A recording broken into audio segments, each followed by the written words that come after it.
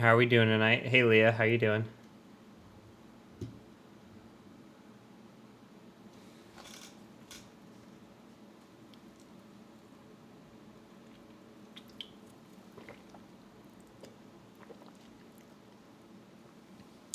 Hey, Gray, how's it going?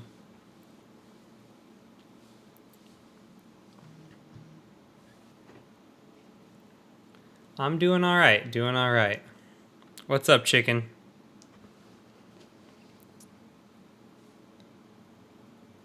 All right, it's 8 o'clock. Hey, Jake, how's it going? Hey, Temperate.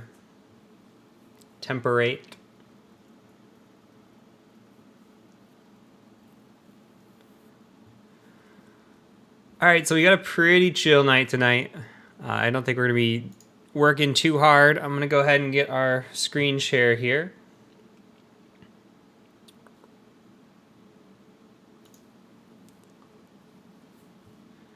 So we're going to be doing housekeeping, 5 minutes or so. Python 102, since you guys asked for another Python lesson. And then we'll do Q&A, AMA as always. In terms of the housekeeping, so we are doing Python 102. As I said, we're going to be covering importing, some advanced strings, and dictionaries. Then we're going to build a shitty port scanner. After that, we'll talk a little bit about modules. We're going to work on HTTP server and FTP server. We've got a hard stop tonight at 10:30 p.m. Eastern time, so about 2.5 hours into the stream. I have had 2 hours of sleep today, and I am going on a plane tomorrow morning, so I need some sleep before I take a little mini vacation here for the next few days. So hard stop at 10:30. We are also going to be doing a giveaway tonight. So I have next to me a Packet Squirrel book and a Packet Squirrel. So I will come back on screen for a second. Got the book, got the Packet Squirrel. It is yours if you win it in the raffle. This is what we have been waiting for all this time. Let me show you on the screen just so everybody is clear on how the raffle is going to work. So what we're going to do is, let me pull this up. Okay, we're going to do exclamation raffle, and then you enter the number of tickets you want. So if you want 5 tickets, you say space 5. I can't enter that, but it'll be a space. And the tickets are going to cost 250 points a piece. So if you want to purchase multiple tickets, just know how much currency you have and what you can purchase. I'll run a timer probably for, we'll say 3 minutes, let everybody get into it, and then I'll open it up and it'll pick a winner at random. So pretty straightforward. If you want the Packet Squirrel, do know that you have to send me an address that I can ship it to. So please keep that in mind. I will be hitting you up after this, and you'll have to give me an address. So anyway, other than that, a couple notes here. One is please share the course if you are enjoying it. Just word of mouth helps us grow.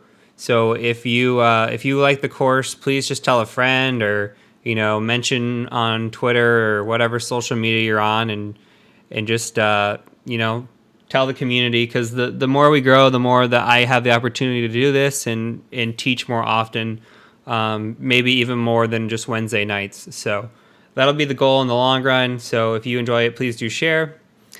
Quick shout outs to David Sanchez for joining the Patreon $15 club. Thank you so much for your monthly donation. And thanks to Soli for a $100 donation last time. Not sure that I mentioned it, so I did want to mention it here. Thank you guys. You guys are awesome. And lastly, I've got a humble brag. It's not really a brag. It's just a pen testing lesson of sorts. So you may have seen this going around on Twitter or LinkedIn, where I got a vulnerability through a bug bounty the other morning. It was yesterday morning or 2 mornings ago now. And if you look where you see the green check mark, you can see all the circled out not goods. There's 8 of them. And really, this is kind of what it's like to be a pen tester. This is kind of why I wanted to show this. The first 8 vulnerabilities that I submitted were all declined or just turned down. You know, they were not good enough for whatever reason, or they were too low scope. Whatever the reason was, they got declined. So on the 9th attempt, I finally succeeded. And that's kind of what pen testing is like. This is what, if you enjoy overcoming an obstacle, persevering, you're going to really enjoy pen testing. So it's definitely for people, you know, they say try harder. I hate saying that. But it really is that mentality is that you have to keep going. If you're going to stop at the first rejection or the 7th or 8th rejection, this might not be the field for you. So something to think about. If you are a person who is easily overwhelmed, this might not be the field for you. For those of you that, you know, look, I started my first submission 11 days before I got the other one, and I submitted, you know, for at least a week and then hunted that bug down for a week before I found it.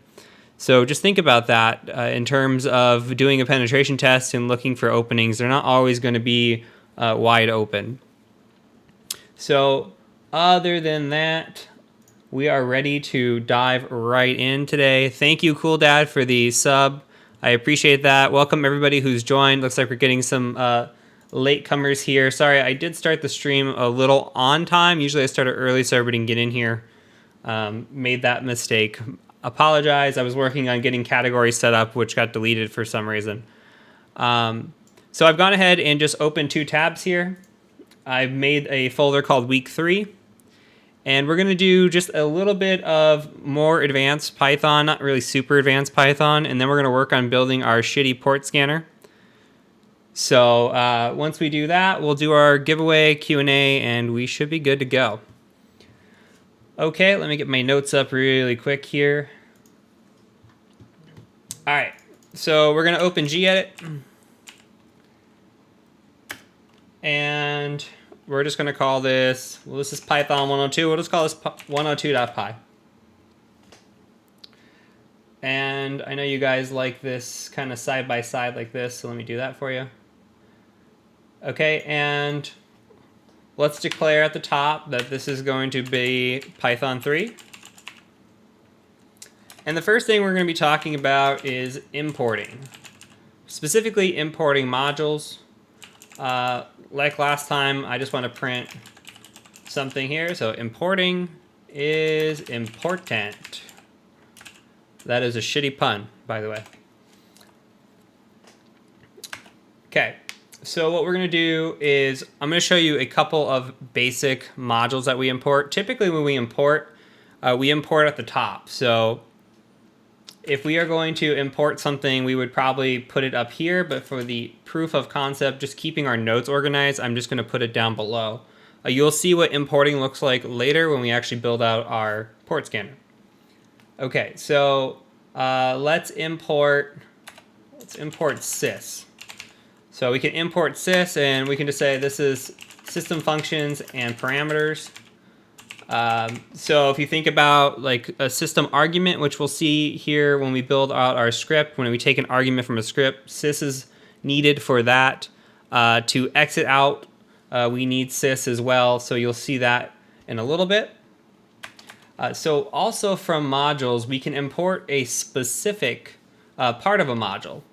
So we can say from this module, so from date time, we'll just import date time. Thanks, Lee. I'm glad you liked my pun. Okay, and then we can say print date time dot now, and we can save it. If we come over to here and just say Python 3 102.py, you can see that it prints the date and the time. If I copy this and I delete it, save it, and rerun it, you can see that date time is not defined. We actually define that in the module that we import. So this is why importing is important. Okay, and also we can do an alias with this. So let's say we wanted to import date time. I'll just show you again. And then we'll import it as something else. We could say as DT. Say we don't want to call it date time, we just want to call it as DT. We can call this importing with an alias. And instead, we can just say print dt.now, and we'll get the same results. So there you go. And because you guys complained last time about my copy and paste of a new line, we will define a function called new line, and we will print a new line every time.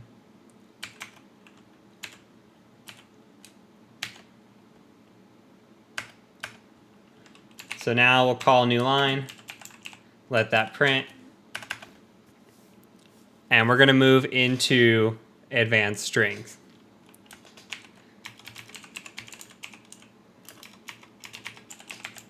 If I go too fast, let me know. I'm just trying to save time since we are on a little bit of a crunch tonight, and I want to spend more time on actually building out the application itself.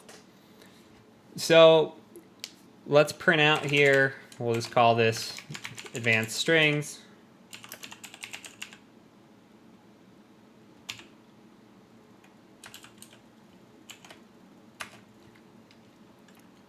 And let's create a string with your name. So my name is Heath. So similar to what we were doing before with lists, we can actually call out parts of a string here. So remember last week, if I said to you, I want to grab the first initial of my name, how would we grab the first initial of this name?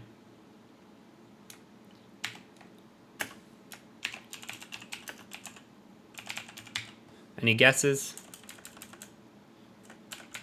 What number goes here?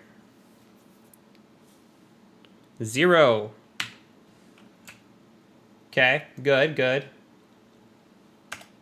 Now, what if I wanted to grab the last initial of my name? Or last letter, I guess, not initial. How do we grab the last one?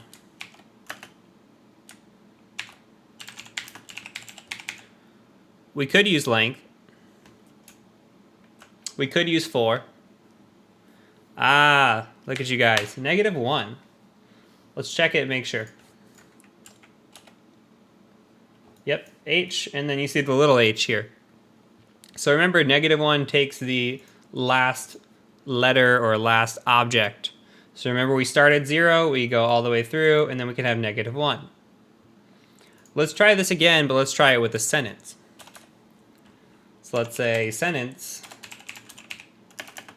We'll just say this is a sentence. Okay, now I want to print the sentence. And what do I put in here if I want to select the first word? I want to capture this. What are we going to put in there? I'm testing your knowledge from last time.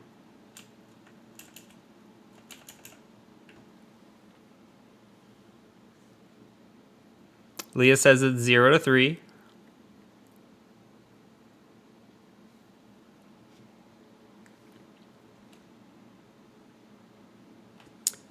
It is actually 4, and we don't have to put the 0. So JBL's got it right.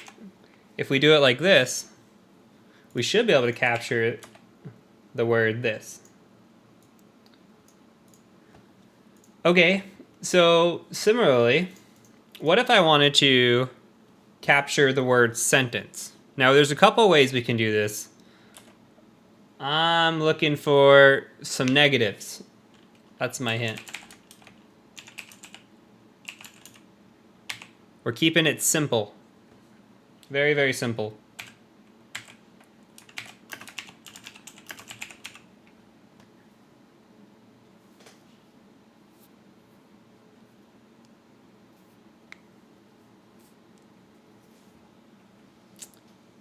Got to vote for -1, got to vote for -8, got to vote for -9.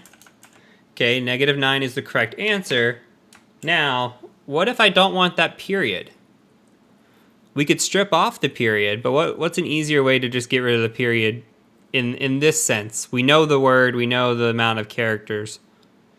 Just for basic thinking process here. We could remove it from the string. That is absolutely correct. What about a -1? Yeah, there you go. So we can also write it like this. So we can go backwards with the negatives. And now you see we pull out the word sentence. So just food for thought that we don't have to go from the positives, we can also take it backwards with a negative. Okay, so a couple more tricks with strings.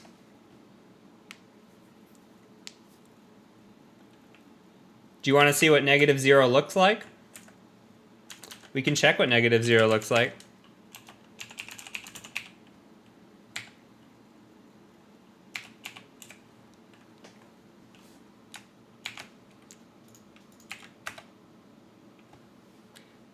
You get T, because there is no -0.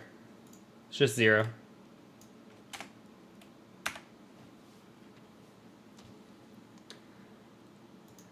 All right, let's talk about using split. So let's say that we wanted to split sentence into every word that there is in sentence. So there's 4 words, right? Well, we can just say print sentence dot split and automatically split the sentence by a delimiter, which is going to be a space. Right? So we've got the space by default, so it'll say this is a sentence. Now, we could also do this for, say, example here. We could say sentence split equals sentence dot split. Right, now we split it out. What if we wanted to join everything back together? Well, we could say sentence join. And we can also provide a delimiter here of a space like this. We'll say join sentence split. And if we were to print sentence join, it should look just like the sentence that we had. Even though we stripped it down, now you see it comes back to this as a sentence. But for a other proof of concept, we could print something like print. We can give it a new line for every one. Just put a new line and say join. And say sentence split like this. We won't put it into a variable. If we save that, then you see this is a sentence. So we can break these down and put them back together and structure them how we want.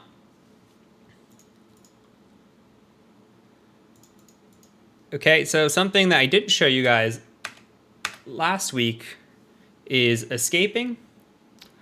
So let's talk about quotes inside of quotes. We'll call this quoteception, because I like that. So we could say, I said, give me all the money. I like money. And then we just print quoteception, right? And how is it going to come out? Comes out all right. What if we did quoteception now, and we said, I said, give me all the money. You could see this is kind of an IDE. It's not a real IDE that we're using, but it's giving us a hint here that something's off, right? We're seeing that it's not all pink like it should be. It's actually taking this, and if you see here, we've actually ended our string and begun a new string, and everything in the middle is just kind of wonky. It is definitely invalid syntax. So how can we make this valid? Well, we can do this. Triple quote that shit. We could triple quote that shit. Could also do this, right? Put some escaping in there. Except I didn't print it, so you wouldn't know if I was correct or not. I could be lying to you. And there you go. I said, give me all the money. So that was something I probably should have shown you in more of basic strings, but it fell into advanced strings. You don't know that, Jeff. I might lie.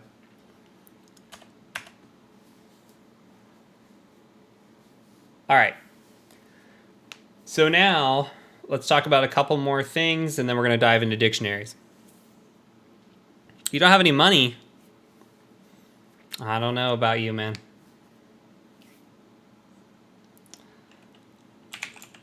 Okay. What if I said something like this? Print A in Apple. What might this return?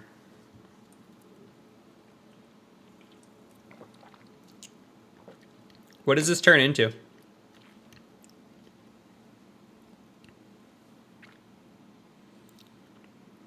Do we see A in Apple? It is Boolean. It is absolutely Boolean. So this is true, right? If we were to print this, it returns true. Okay, let's get a little more complex and change our logic a little bit in how we think. Let's define a letter, call it A. And let's define a word, call it apple.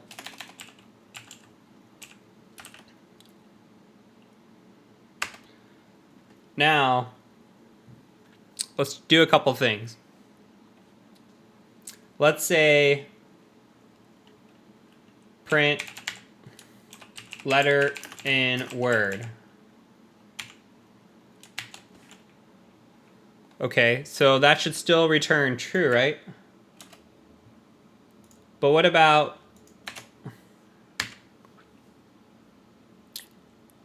this? So the chat's not up for those watching this video later. The question asked is, will you put all this code on a paste bin when you're done? I will put it into a note on the Discord server. If you're not in the Discord server, do get in there. There's a Zero to Hero channel, and I'll put all that. When this whole course is done, I will make a collection and put it somewhere. That way we have all the materials, the labs, etc. in one place. I'm just one person, and I am very slow at what I do. So, okay. So if we submit this now with the lowercase a in Apple and we print it,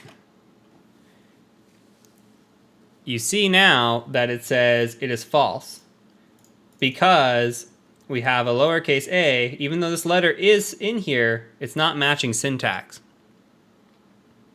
Okay, well, how can we fix this? Any ideas? What would be the thought process behind fixing something like this? Logically, you don't have to know the syntax or anything. Somebody have an idea? A or A? We could do that.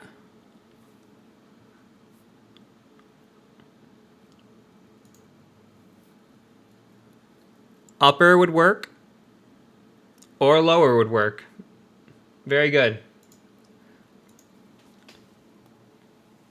So what we're going to do is we're going to say letter dot lower like this. You could also use dot upper in word dot lower. And let's try it now. And now it returns back to true. So it is case insensitive. Correct. Everybody is correct. We'll just call this improved. Case insensitive.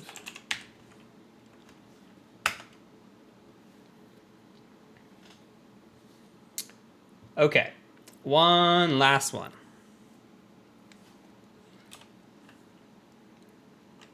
So this is just a demonstration of something we saw last time. We saw the use of not, but we didn't use it. We didn't use it a lot, right? So I want to show you just a quick printout. You can copy along real quick. Let me type this up. Basically, I want to say, okay, is letter in word.lower, and also not letter.lower in word2.lower.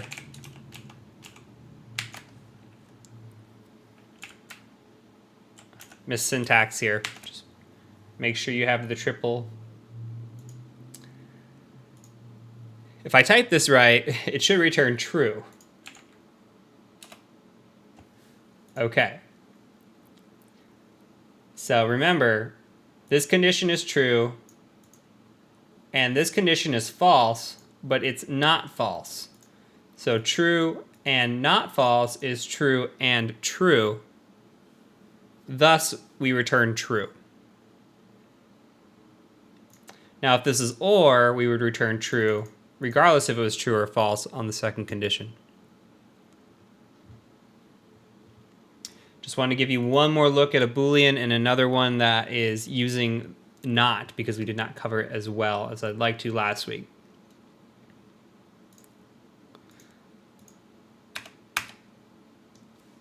Okay, couple more things. So let's define a variable called too much space. And let's just say however much space you want to put in there. We'll just say hello. Now, if we wanted to get rid of all the space that's here, we'll just say print too much space dot strip. And the delimiter that we are stripping by default is a space, so it should remove everything that we have in here. You see there's no spaces around it now. So you can strip whatever you put into here, but by default, it is going to be a space.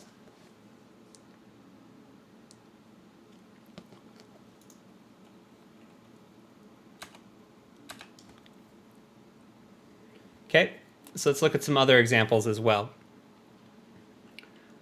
Let's do full name. So my name is Heath Adams, but let's say I missed the letter when I typed it in, and I need to fix that. Well, strings themselves are immutable, right? We can't change a string. So I can't just add an H into here. We can make a new string or a new variable, but I can't improve or add upon what I already have. However, we can print out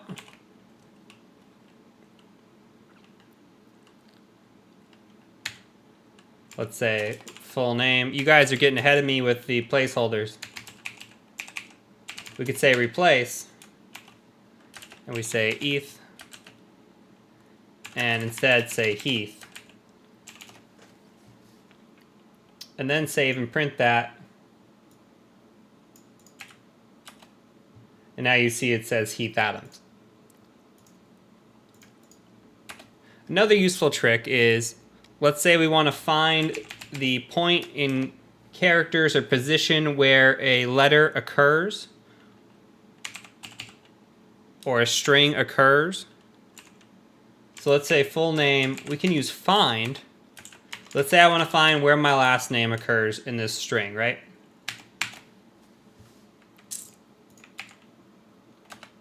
Okay, it occurs at position 5. So all it's going to show you is where that A lines up with that A and give you that return area. So could be useful in the future. Now, since you guys got ahead of me, let's move into placeholders. And these are going to become useful. We're about to use these when we write our script. So we can define a variable. Let's define a variable of a movie. And we'll just call it The Hangover. We used this last week. And let's print out my favorite movie is. And now typically I would do something like space, movie, right? We could do that, but what if we had like, you know, a long sentence and we didn't want to keep going and concatenating here?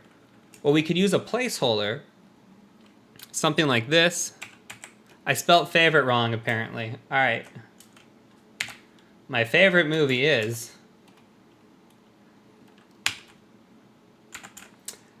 And then we can add a period, format, movie, and it'll fill in that placeholder for us.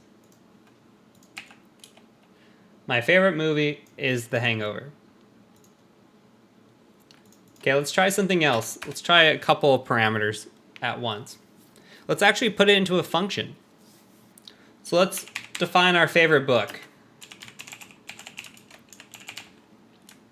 Let's get a title and an author, right? We'll define a variable called fav. And we'll say something like this. My favorite book, we're back to the US spelling, is... And remember, we're escaping here, so I'm adding quotations.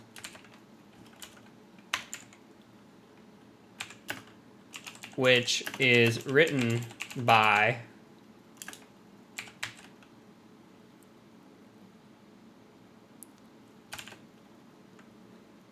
And now we could say format, title, author, return fav.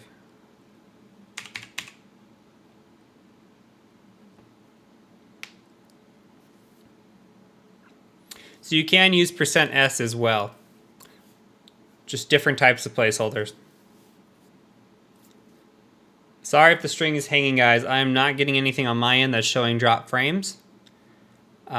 So I don't know what's going on. If worse comes to worse, you can watch the VOD. The VOD will be clean.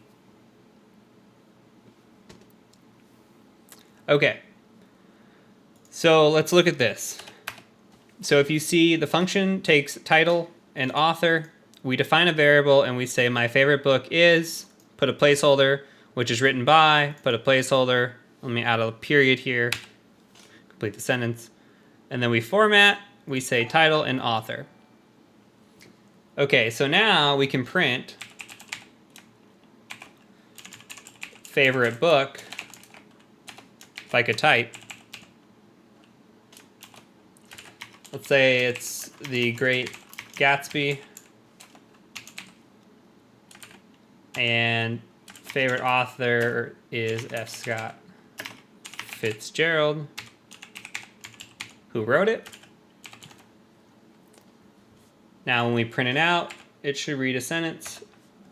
My favorite book is The Great Gatsby, which is written by F. Scott Fitzgerald. So incredibly useful to have placeholders.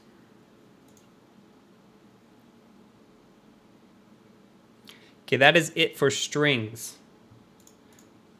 Strings and things, we are done. So we'll call our new line.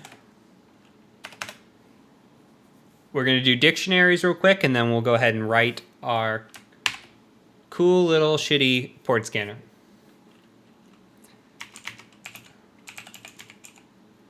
Okay, dictionaries. And print.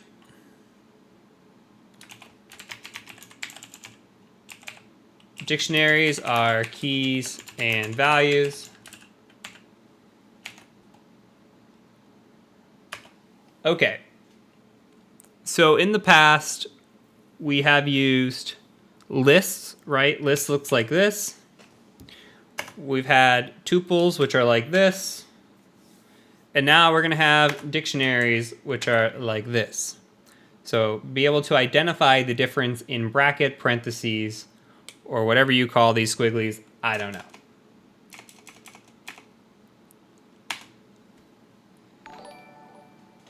Okay. Is that really how you spell dictionaries? If so, that's awful. Okay, let's say we have drinks, right? And let's talk adult beverages. Let's say White Russians. And let's say White Russians are $7. Okay, so the White Russian itself is the key, and $7 here is the value. Let's add some more in here. Let's add an old fashioned. Call that $10. Let's add a lemon drop. $8. And of course, everybody's favorite, the buttery nipple. We'll make that $6. We'll say drink is key, price is value.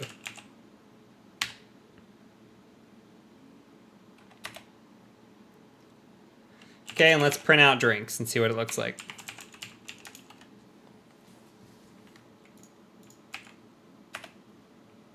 Syntax error, what did I do? Aha. You guys let me do this? Syntax is everything in Python. All right, so you see it says White Russian $7, Old Fashioned $10, Lemon Drop $8, Buttery Nipples $6. Okay, that's fine. Let's leave those alone for now. We'll come back to those in a little bit. We don't have to have a string and then a value. We can have a string and a string. We can have a string and a list. Let's take another look at this. So let's say we've got employees and they work in different departments. Let's say finance has Bob, Linda, Tina. We'll say IT has Jean, Louise, Teddy,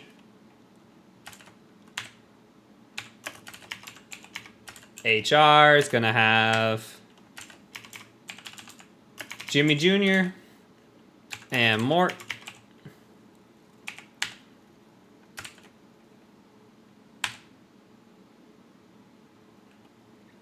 Okay, and we'll close this off. And save it. Let's just print it, make sure we did everything right.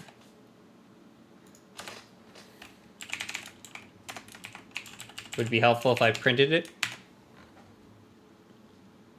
You hate Teddy. Teddy's okay. I wouldn't say he's the worst.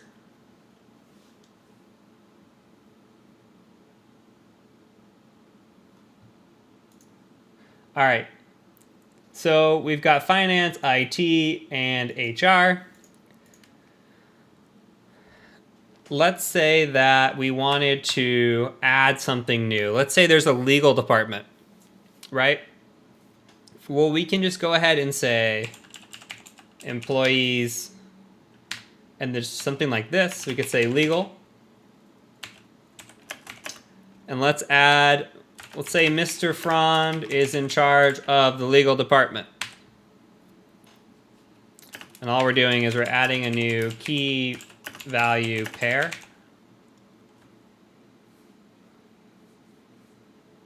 Hey, White Rose, how you doing? Okay, so now if we print employees,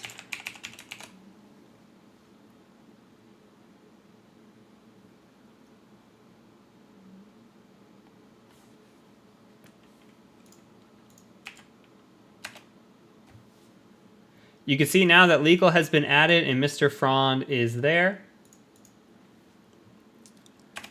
We could also use something called update instead.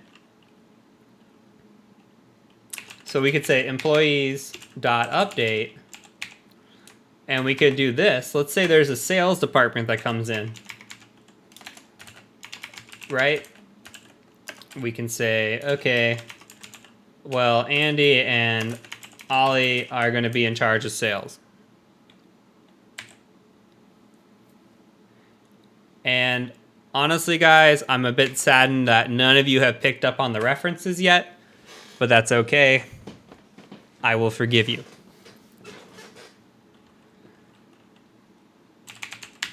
Let's print out the employees again.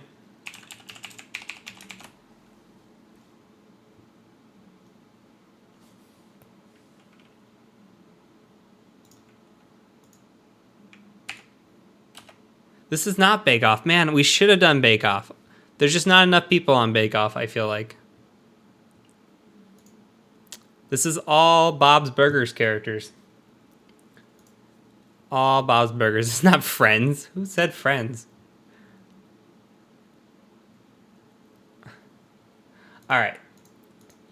So you saw a couple different ways that we can add in. We can also update. So let's go back to the drinks. Let's say we wanted to update the price of a White Russian. The White Russian is $7 right now. But let's say we want to make it $8. We can just say drinks White Russian and just say it's equal to 8. We print out drinks.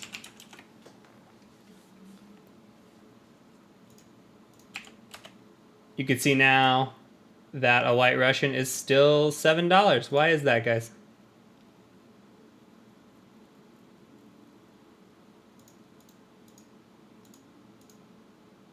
I literally have no idea.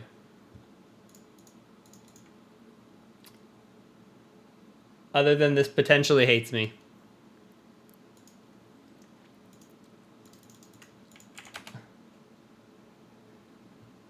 Oh, I called it White Russians. White Russians. Yeah, syntax is everything. $8. We just updated. Good job, guys. Extra set of eyes are important. All right, let's say we wanted to know the price of a White Russian, but we didn't know how much it costs. We could say print drinks.get, say White Russians. Don't know why I called it Russians. I'm sticking with it now. You'll see it returns 8. What if we try to get a drink that does not exist?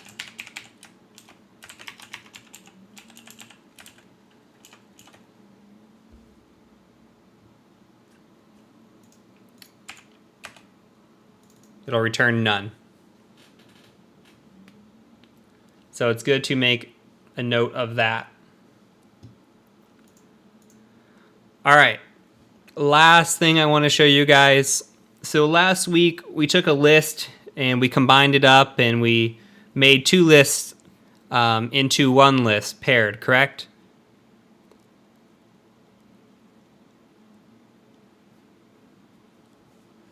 JBL asked a question. Couldn't we just do print drinks White Russians?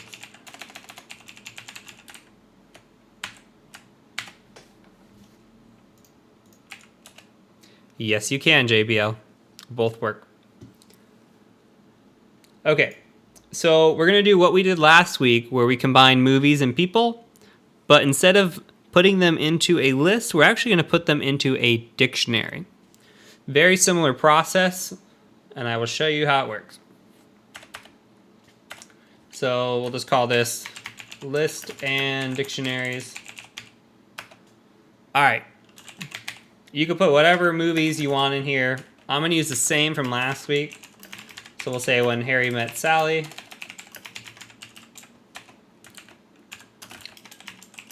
The Hangover. Perks of Being a Wallflower. And The Exorcist.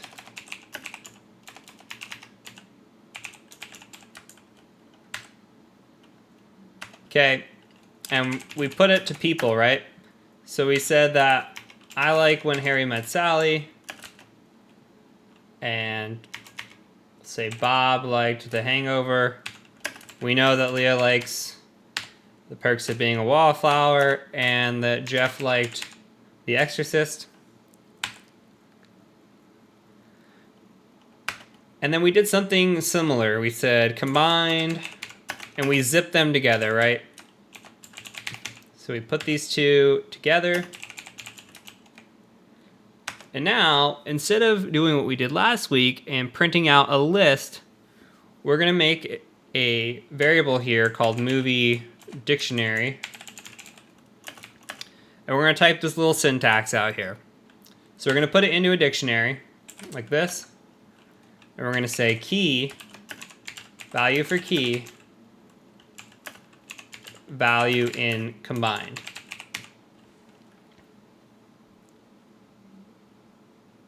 Okay. Now let's look what happens when we print this out.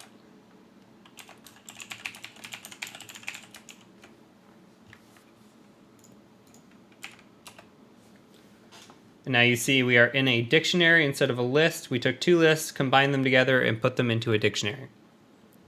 So we've got lots of options in Python here.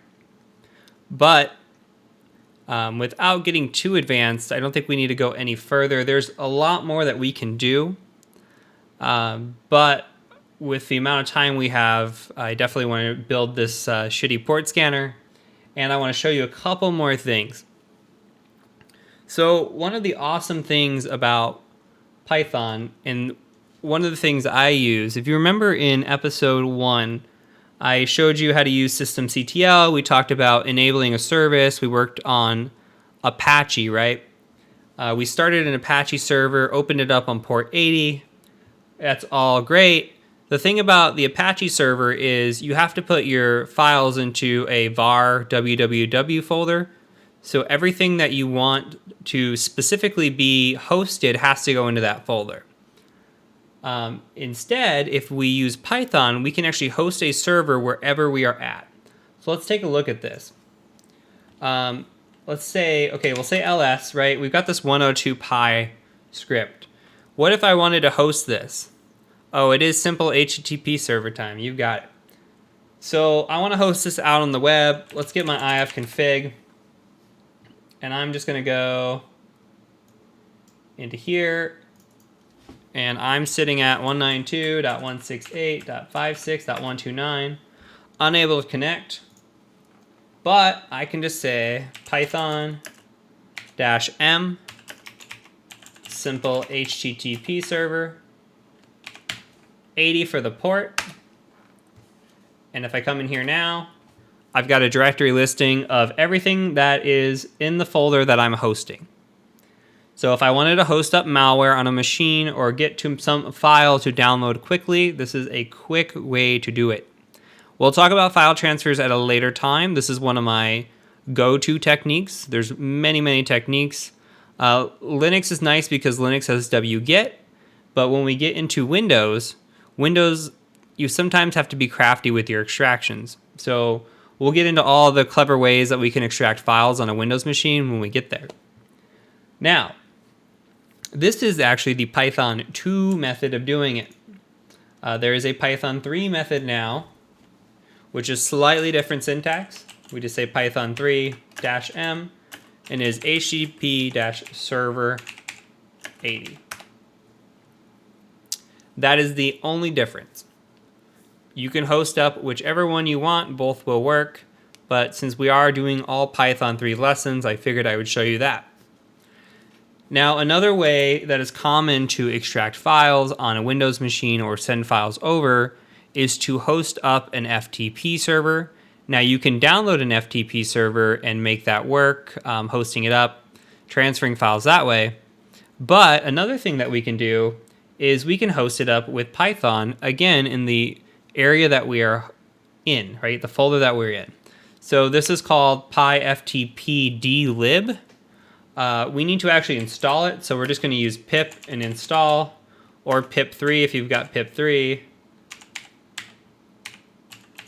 Just type pip install pyftpdlib. Okay, and then it's as simple as saying python 3-m ftp d lib, maybe, if it wants to work, 21w, no module. Maybe for just Python then. Let's try it. There you go. We might need a pip3 install again to get it to work for Python 3. So we won't do it twice, but just know. So now we're hosting up an FTP server. If you went onto a Windows machine, FTP is built in. You can transfer files that way. If we said in front of this, FTP like this, you could see that we've accessed this. Because we put the W here, it should be a -W, sorry. It's allowing login anyway, but this should be for an anonymous login, just like this. Worked with pip3 and Python 3 for Leah, awesome. So I'm not spouting craziness.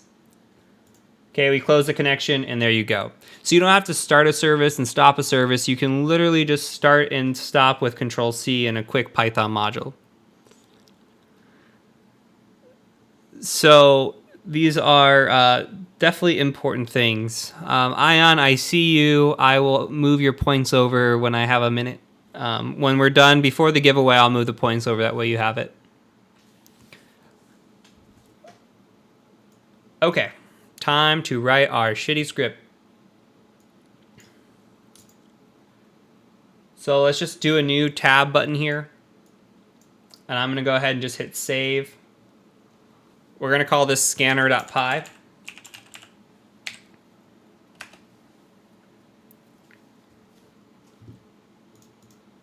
And of course, we're going to declare at the top, this has been Python 3.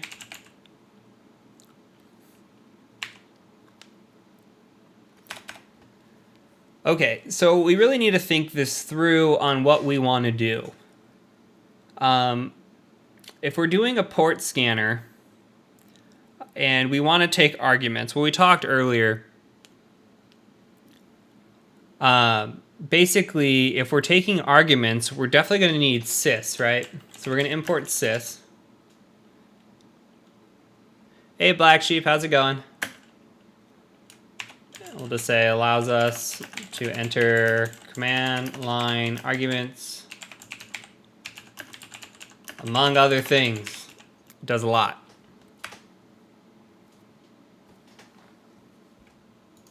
There we go. We're not getting the fancy colors. Now we're getting the fancy colors. Okay, well, we also need to connect to a port. And while I haven't shown you this, if you guys did your homework, let's see who did their homework. This is going to be a quiz. If I wanted to connect to AFINet or SockStream, and I wanted to do a IP and a port connection, what am I importing? Who did the homework? We're importing socket. Thank you. For the rest of you, don't skip leg day. You need a good foundation, and you guys are skipping leg day. Just saying. All right, we need import socket. Thank you, Jeff.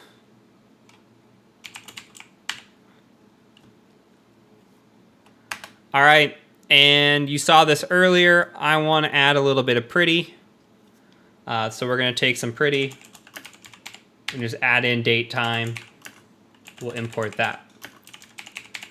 Now we'll caveat that this script is stolen and modified. It has been stolen and modified all of the internet. So I have no idea who the original owner is. I'm just clarifying that this is definitely stolen, and I have modified it from Python 2 into Python 3, and I've also changed some things. So I've made it my own a little bit, but the base foundation is definitely somebody else.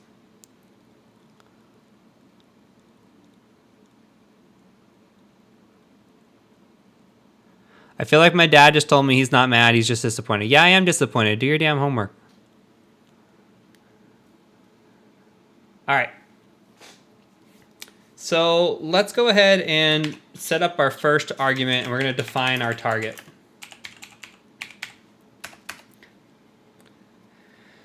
Okay, so let's think this through. I'm going to take an argument, and when I say that we have an argument, what I'm saying is, when I run this script, we're running Python 3 scanner.py. Now, scanner.py is considered argument 0. If we wanted to enter an IP address here, this would be argument 1. This would give us a total of 2 arguments. Remember, we start counting at 0. Now, what is some sort of statement that we'll need that checks for this? Do we know? Like, what are we checking for? What would be something logical to check for here? And we're not going to make a perfect script. Remember, this is a shitty script. If argument 1 is empty or not, that's pretty close. That's pretty close. I'll do you one better. What if we say, are there any arguments? That's good. Yes, so we're in the right line of thinking, and that's really where I want you guys to be. I want you guys to be thinking logically, even though you don't know the syntax, thinking logically about how we can write this, right? So we're going to say, if the length of the arguments, argv, is equal to 2, then we can declare a target, right? So this will look something like this. We'll say target. We'll call socket, and we'll say get host by name, sys argv1, and we're going to say all this does is translates a host name to IPv4 if we need to. So if you have a host name out there, like one of my machines is called Punisher. If I entered Punisher, it would do name translation and just put it into an IP address. In theory, that's what socket.getHostByName does. Now sys.argv1 is the IP address that we want. So we don't want 3 arguments. We don't want 1 argument. We want 2 arguments. Now this isn't going to be perfect. Remember, this is a shitty scanner. So we should be making sure that the arguments we're entering are a valid IP address, right? Like we want to make sure that we're entering in, 3333 for each octet of some sort.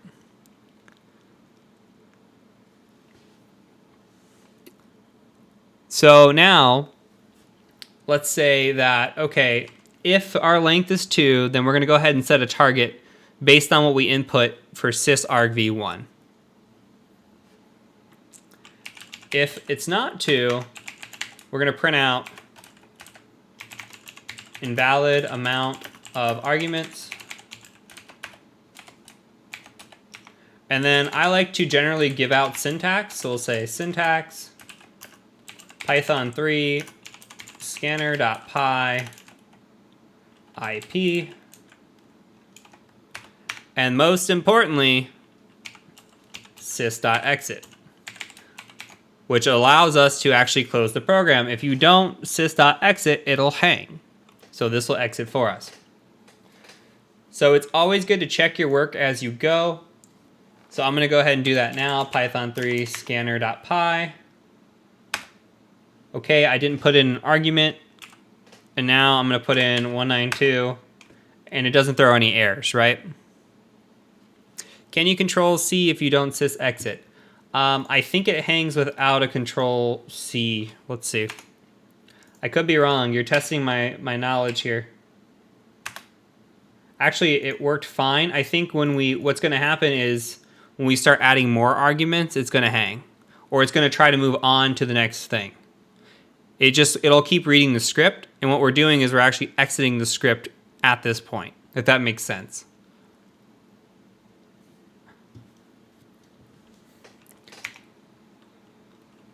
So let's go ahead and throw that back in there.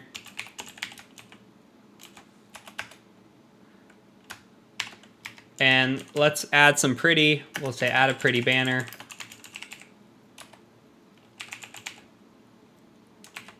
And we'll put in times 50. And we'll print scanning target plus target. We could also use a placeholder here. Print time started. And we'll say plus string of date time dot now. Remember, we have to convert to a string to put into the string.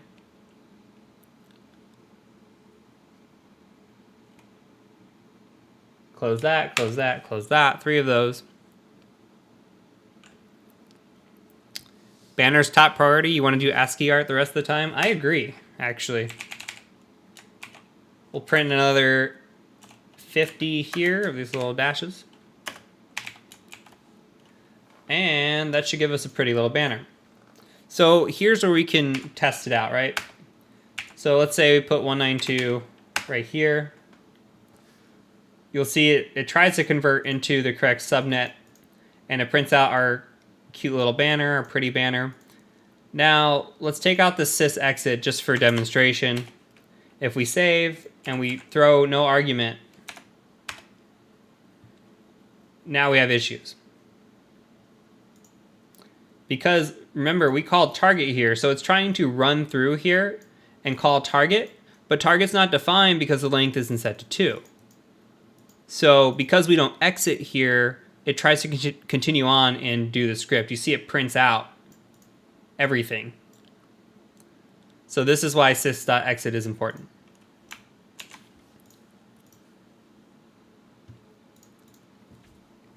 Okay, I need a drink. Been talking for way too long.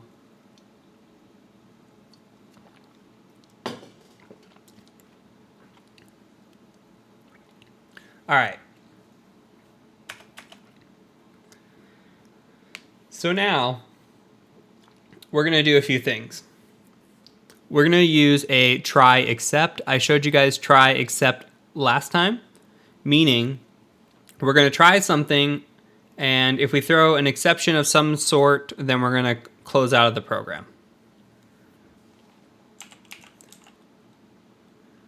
Bye, White Rose. Thanks for joining us. So we're going to say try. We have to indent on the try. Okay, so we're going to write a loop here. If we think about it, we need to grab ports. If we were making a not shitty port scanner, we would probably want to be able to define ports using something like argparse. Remember, we saw argparse last time. We would import argparse and try to use that. And, try to make it better in terms of we can define it, or if we don't define it, then it'll try to run through the top 1000, kind of like Nmap does. Otherwise, we're writing a shitty port scanner, so we're actually just going to pick a range because we're not going to do threading or anything else. You'll see what this looks like. So we'll say for port in range, and I'm just going to define 50 to 85. I'm going to scan my my router and hope that port 80 or port 53 is open for DNS, and you'll see why, because this port scanner is shitty and slow. We'll talk about that in a minute.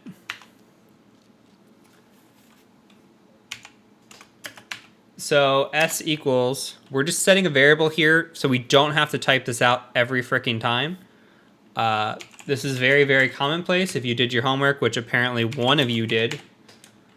S equals socket.socket, socket.afinet,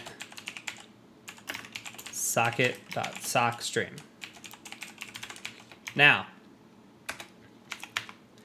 afinet is IPv4, sockstream is your port. If you've watched the videos on the buffer overflows that we've done, that's all it is. So you will have seen that previously. Hey Barner, thanks for the follow. We are doing Python lesson this week. This is a hacking course overall though.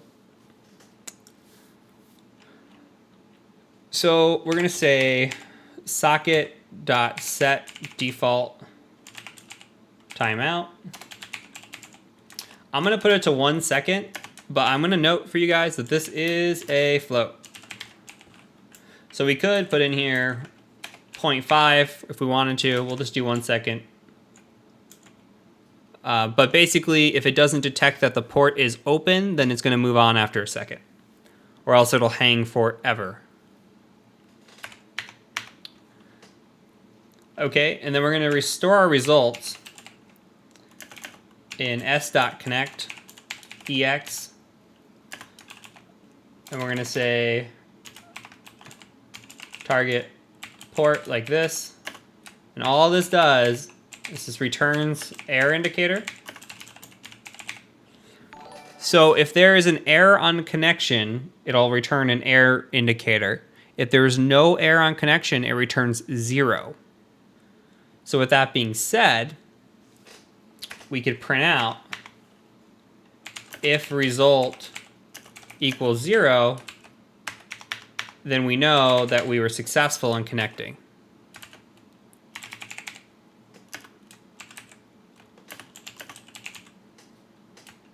And then we can just format that here with port.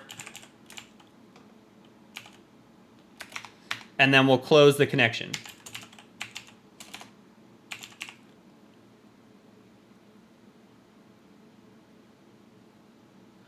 Thanks for the kind words, Barner. I appreciate that.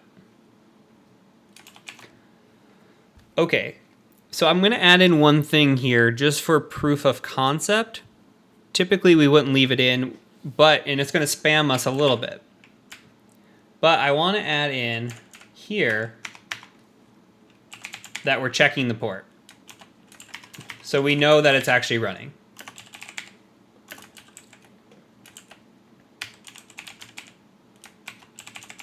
Okay, so let's talk this through. So we're going to run a for loop. So for every number between 50 and 85, we are going to set up this connection right here. We're going to define the variable, which is just this connection variable, right? We're going to set a default timeout of a second. We're going to store our results. If we return an error on this connection, remember s.connect. So this is why we store this, because it would be socket.socket, all this in front of .connect ex. And we're going to say target port. So we're going to take the target that we declared up here in our IP address. We're going to take the port that we're declaring here in this for loop, put it through here every time. It's going to return our error indicator. Before we do that, we're going to print checking port. We could do that before the connection. We could say it up here if we wanted to, instead of having it down below. It doesn't matter where you put it. And then we're going to say if the result is 0, meaning that it is a success, we're going to print the port is open. We're going to format .port just so it fills in there all nice, and then we're going to close. That connection, that particular connection we're going to close. We're going to run through this whole thing however many times, 50 to 85. Okay, let's declare some exceptions real quick. So a few things I want to declare. So we'll say except keyboard interrupt. And then we'll just print, make sure we add a new line here and say, oops. We'll say exiting program. So that way if we hit Control-C, we can exit the program and it'll tell us we've exited the program. And of course, we need to say sys.exit, as we've learned. We're going to throw a couple more exceptions. If the socket GII error, meaning that we cannot connect to the host name. Did I forget a colon? Where did I forget a colon?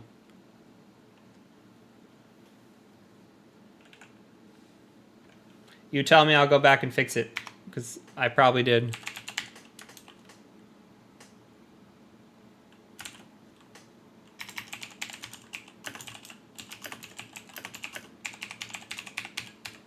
So if we can't resolve the host name, we'll exit out. And lastly,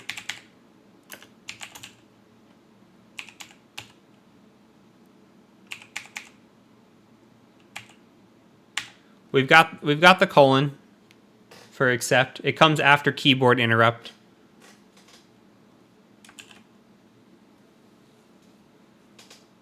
If we can't connect at all to anything, say the server's down, we'll just print couldn't connect to server. And also sys.exit. Okay, this is our shitty port scanner. There are lots of things wrong with this port scanner. This is I would say a version 1 when we're building something out. We come up with the concept. We say, okay, I know what I want it to do. And honestly, it wouldn't even look this good when we first do it, right? We may come up with okay, I know I want to define an argument, and if it doesn't work, great. We'll add the pretty banner. That's pretty straightforward. And we may not even put a try in. We might just put a loop in, right? We may even define a function or something else that works for this instead of putting this try statement in. But we could loop through this range and try the connection like we did here. And then we kind of have to figure out the exceptions as we go. Like we might try to hit Control C if we're stuck and realize, crap, I didn't put a keyboard interrupt, so now I'm stuck, right? We would actually, if we were hitting Control C without this keyboard interrupt, we would cancel the one loop and move on to the next loop. So you probably figure that out, and you would probably have an instance where the host name isn't resolved and it gets stuck or hung up. Same thing with the socket error. So it's all trial and error. And now we look at this and we say, okay, well, we could probably improve this again. We talked about putting argparse in here so that if we wanted to declare specific ports, we can do that. And if we didn't declare ports, then we can run through top 1000 or all of them if we wanted to, depending on what we wanted to do. So something to think about logically moving forward. Another thing that we're not doing here is that we're not threading. It is sockets.gai error. Sorry, let me put this down. I know I scrolled up.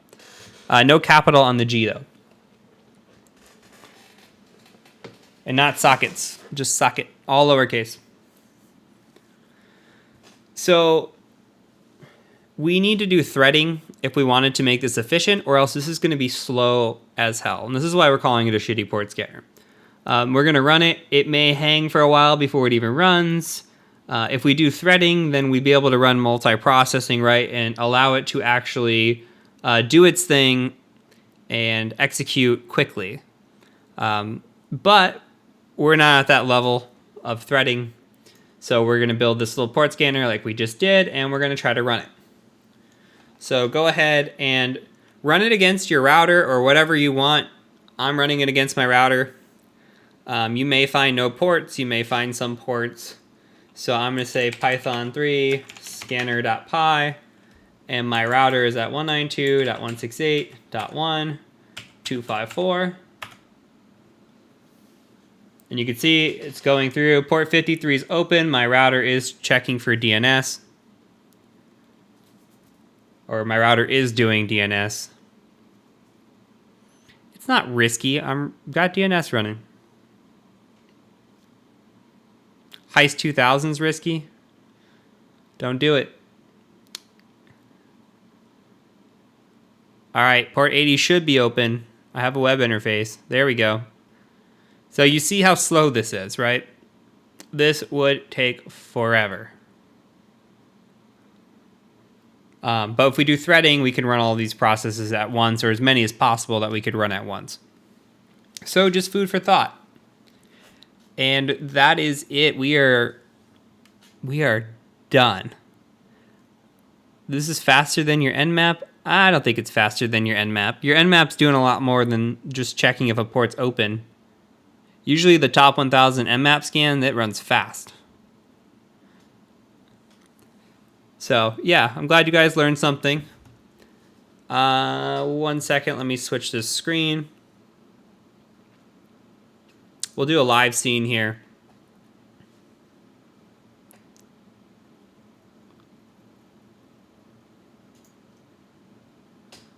We're asking for an alias for nmap to the shitty port scanner. Can we clarify where the homework is posted? Yes, let me just bring that up for you guys. Give me 1 second. So it's posted in 2 locations. The first of which, let me pull it up. You come to this ugly mug of a website and you say contact subscribe in the upper right corner. And you say your email address here below and you hit join. You come on my mailing list. I will send you updates once a week. You'll get the homework. Easy breezy. Beautiful cover girl, right? You're not getting the email. Did you type the address in correctly? I don't know if there's a verification process. I'm not that cool. So if you mistyped it, you might want to try submitting again. Okay. The other thing we should note is if we come into here, pulling this over, you can see my servers. But if you come into here, I have a 0 to hero in my Discord channel. You click on this, there are pinned messages. Week 3 announcement has the homework, what we did. Week 2 announcements in here. I posted the homework. I see somebody typing. You're not going to get in on there, Jeff. But if you come through here, I posted information about what we were doing. I posted the script, etc. So everything's either stored in here. I'll probably make a GitHub repository at some point with everything in it. But for now, I am one man with a full-time job and other things that is trying to write this course as we go. So those will come in the future. I'll probably make a more broken down version of this course in more concise videos too. But for now, that's where I will post the information, and we'll work on building a repository as we go.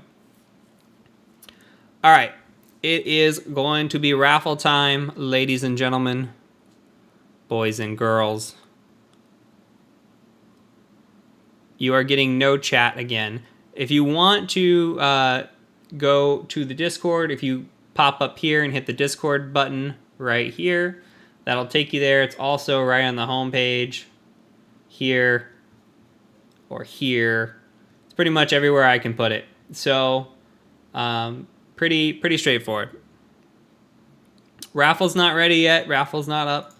You guys are getting all excited. One thing I did forget to mention with the raffle are the settings.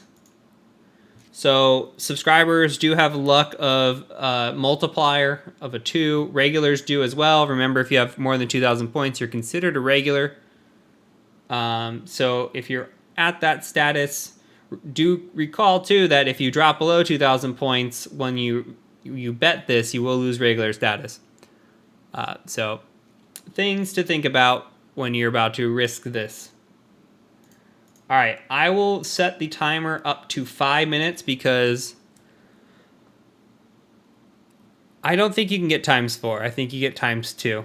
But I'm going to set this up to 5 minutes because last week we had a poll and you guys could not figure out how to run the poll. So we're going to do troubleshooting live just in case. Yes, Ion, I owe you points. Hold on. Uno momento, Ion. Uno momento, sir. I gotta find you.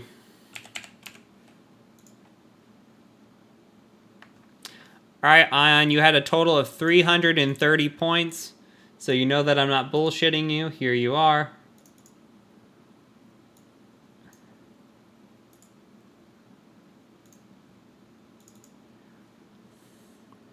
You will be at 602. Now you will see you're at 602. I'm going to clear this currency here down to 0. Clear your hours down to 0. I will up your hours here to 2. And you are all square.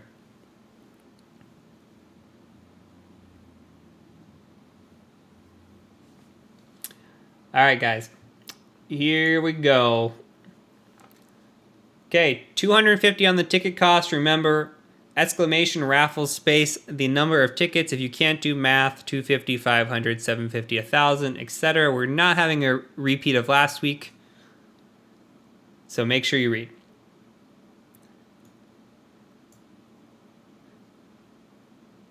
The giveaway is now open.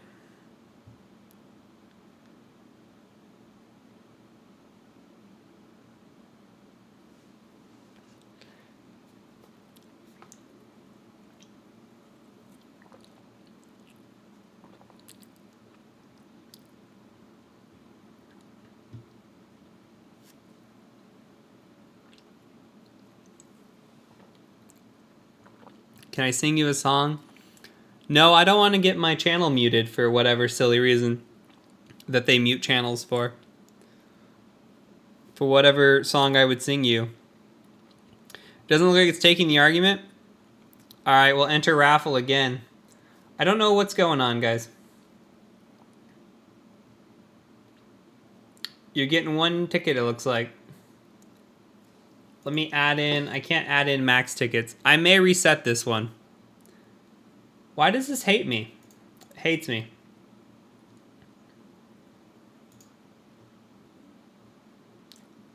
All right. I'll reset. We're refunding all the users. We'll set max tickets to 200. Let's see if that does it. Everyone can join. Looks good.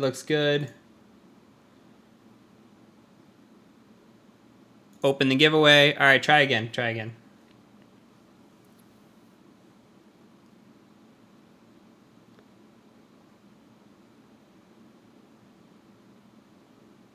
There you go. Now it's working.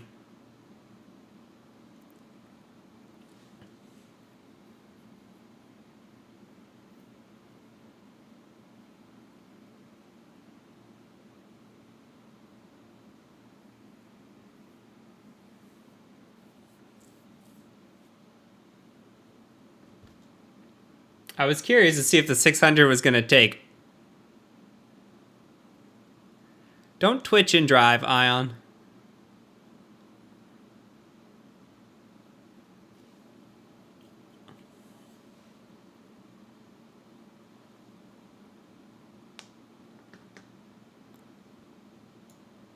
Move this over.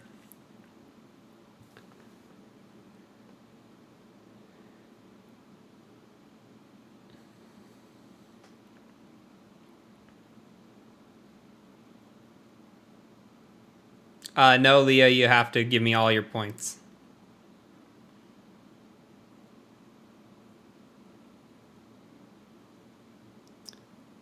Yeah, 250 is the minimum. Also, don't tell me that you twitch and drive. I don't need to hear that. Practical question. What's the advantage of writing that scanner versus doing the Nmap one-liner from week 1? There is no practical advantage to this at all. Nmap is by far superior, and that's why Nmap is the tool being used. The one-liner that we wrote in week 1 was just a script to Nmap scan multiple IP addresses as you go along, if that makes sense. So we were Nmap scanning a specific set of IP addresses. Thanks, Rumham. I appreciate the Prime subscribe.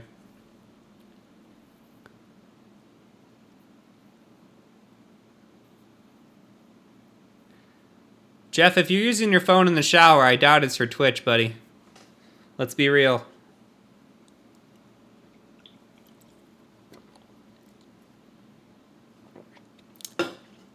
I'm just keeping it real.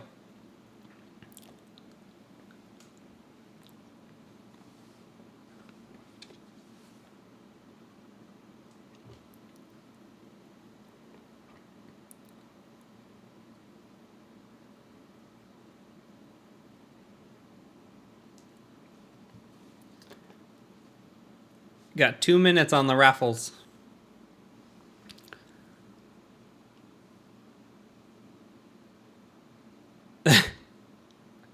Gray's going all in. Gray, you don't have enough time to get a heist going and win enough money to get a raffle ticket.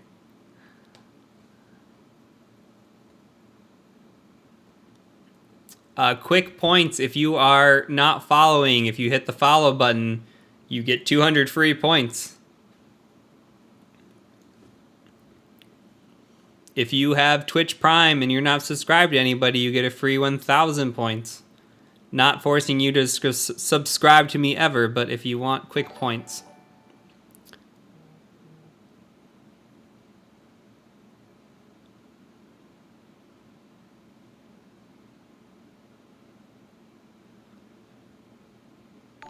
Correct. You do have 1,000. Thanks for the sub, Morris. I appreciate it.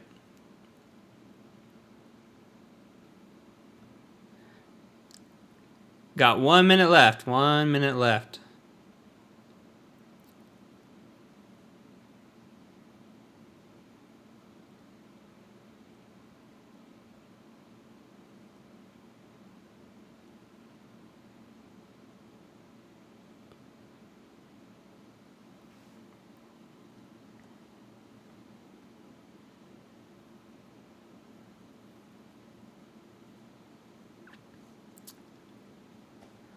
Hey, the sub number giveaways do not equate to what I have spent on what I am giving away, plus shipping and handling. So all this is just recouping a little bit of fundage. This is way more out of pocket for me than you guys can even imagine. Especially when we get into the stuff I'm still debating, but I think I'm probably going to give away my pineapple. And my pineapple is not a nano, it's a full-on pineapple.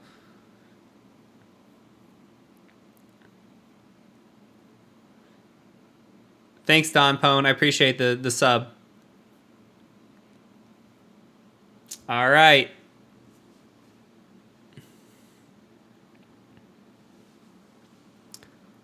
All right. Well, Rumham, the good news is that we have video on demand, and you can watch this right after the stream if you'd like.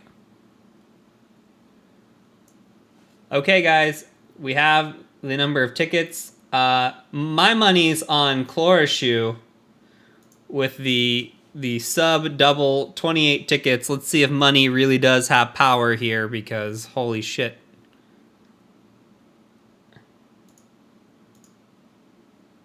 Dun dun dun dun. Okay. Gray has won it with his one ticket. Congratulations, Gray. Now you gotta tell me where you live, buddy.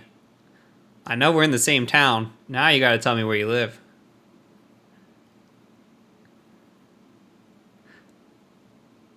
I'm happy you got it, though. I'm really happy you got it.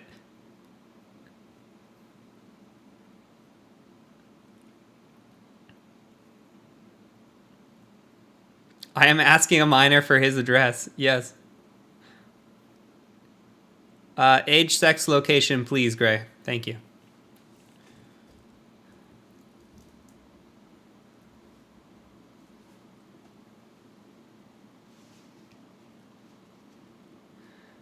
This was the prize. It was a packet squirrel. Can make it bigger.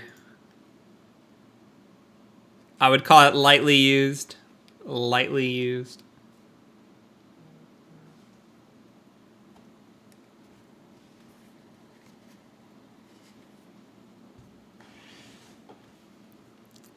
Cat chewed. I don't think the kittens have gotten to this, actually.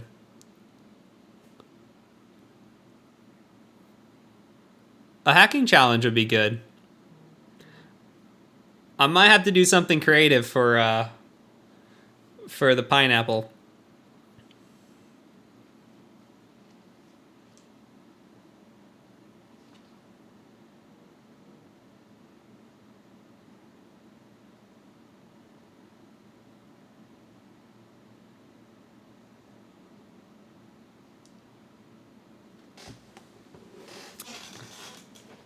Yeah, just DM me via Discord, please. I don't know if we're friends on Discord. Send me a friend request and then we'll do it, because I had to block my DMs. Give me 1 second. I will be right back.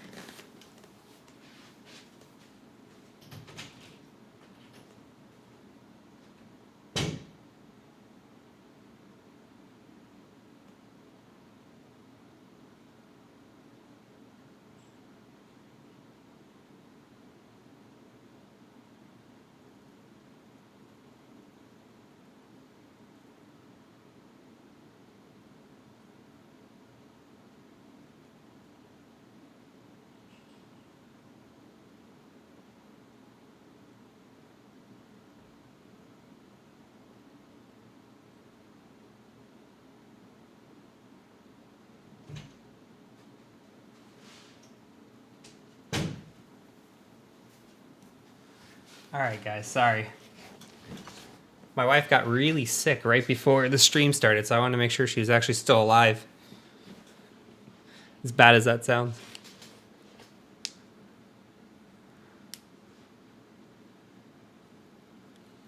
We are at the end of today's lesson. You can leave whenever you'd like, or ask me questions. Hard stop is at 10:30. 10:30 hard stop.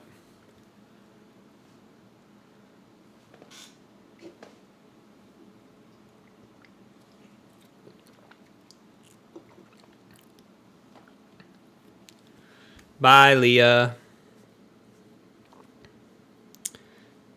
Thanks, Jake's wife. I appreciate it. What am I drinking? This is a Bang. First of all, it's the new one, Bangster Berry. I don't really like it that much. Not my favorite.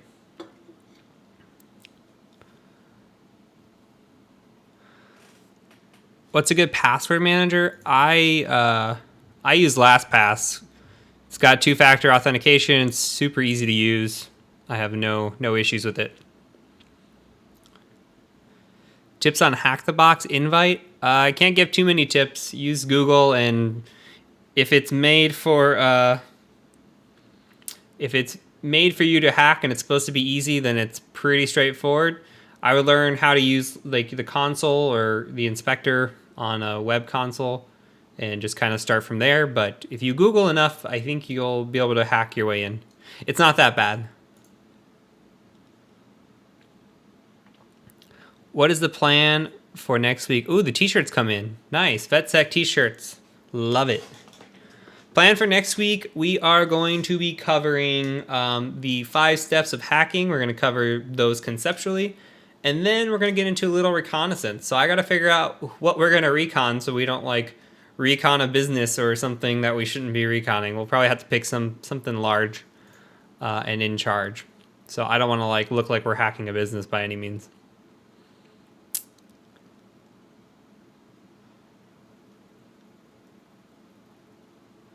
Serious question. How do you keep cat hair out of your vacuum? Mine keeps powering off saying the main roller is clogged. We have a Dyson, so we don't really have too many issues with the cat hair. It's pretty much just sucks up everything.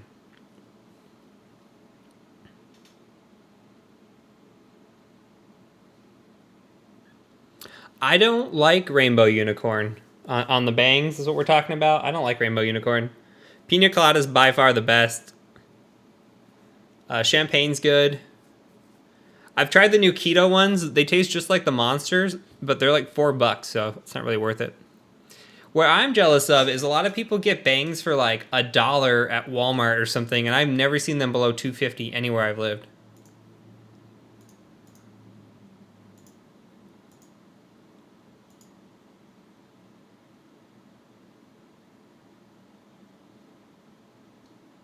Roomba life? I do have a Roomba, actually. You could see the Roomba over there with the blue light lit up.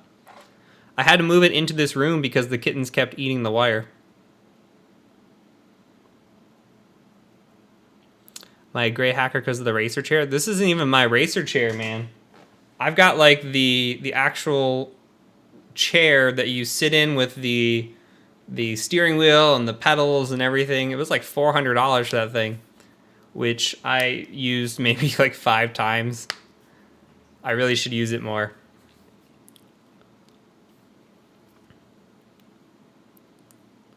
Yeah, Pina Colada is by far the best. $2 isn't bad for a bang. I wouldn't go more than $2.50 though. So, Gray, I try to avoid drinking my calories. I don't think Kickstart has any 0-calorie energies. I could be wrong. I've never tried orbital tilt. What is that? Night Scott, thanks for joining us, man.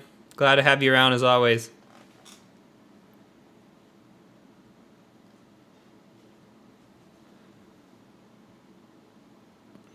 I've tried Celsius. I was actually decently impressed with Celsius. The heats, yeah, the heats are good. Exactly.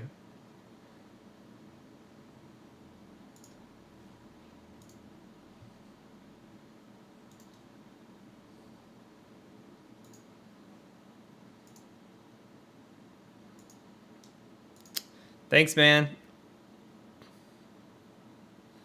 How much Adderall use do I see in the field? I have no idea if anybody's using Adderall. Nobody that I know of uses it in terms of like needing it, especially for work. The thing about this field is for most of us, it's more than a job. It's like a passion or a hobby. So you can keep us cranked on this stuff all day without any drugs. This is a drug. I could sit here and hack all night, You know, that's why like bug bounties and stuff are cool, because you can just keep your mind occupied. Or hack the box is cool too. I find that the bug bounties are like, I don't think they're worth it, but it's more stimulating because you're actually hacking a company and you're really finding vulnerabilities that are out there with a real company, where hack the box is, you know, it's all simulated. When I started getting into pen testing, where did you begin to learn and practice buffer overflows? I'm doing OSCP and the coursework is good and all, but still leaves me a tad confused. The best buffer overflow I would read is just like just on the phone server, you know, just go read those, kind of like what I did before. And then Corleon, or however you pronounce it, has good series on it if you want to get more in depth. You don't really need to know more than what the material gives you for the OSCP. So if you're worried about the OSCP buffer overflow, everything in the material is enough to pass the exam. I think that's their intention. That's not their intention with everything, but that's their intention with that.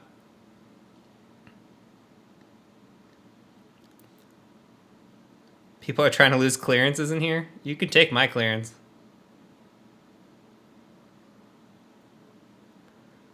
I haven't tried any hack the box in the last 20 weeks. I think I'm all retired out.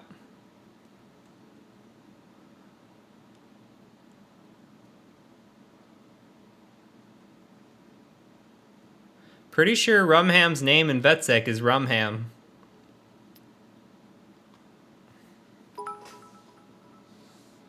Aw, snap, a cheer.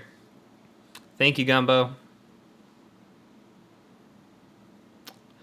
Appreciate the bit.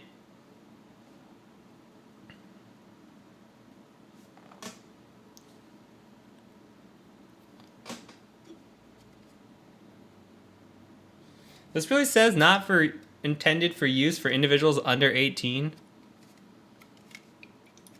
That's crazy. There are 300 milligrams of caffeine in this thing, though. Which I got 2 hours of sleep last night, so I need all the caffeine I can get.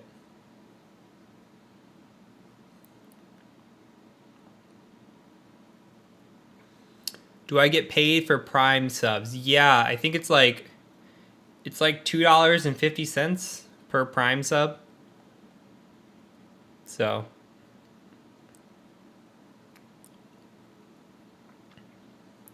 I won't complain if you subscribe.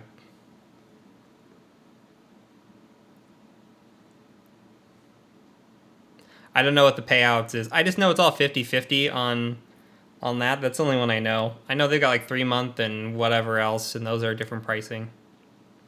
But I don't know all that scheme.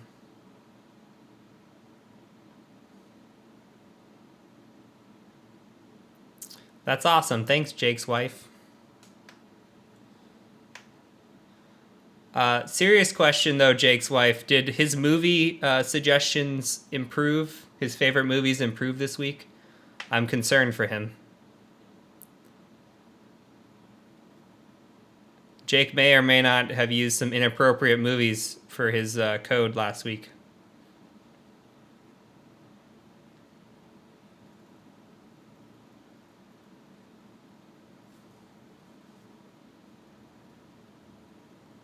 All I get's the LOL.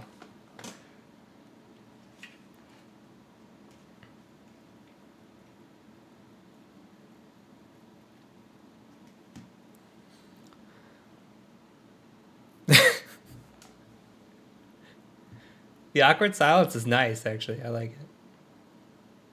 She's just staring at you. Do I have a Gray friend request? I do. Yeah, send me your address, Gray.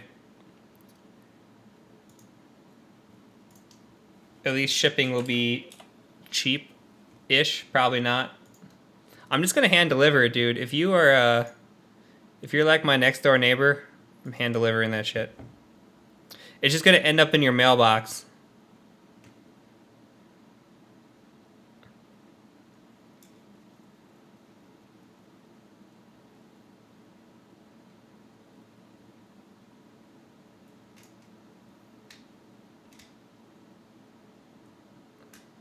What makes you think I want to touch Gray?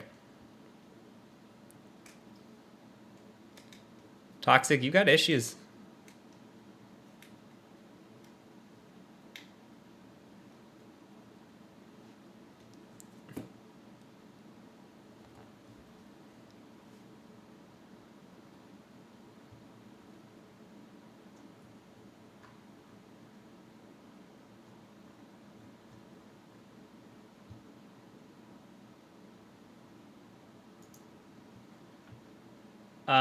No, you will not dox yourself.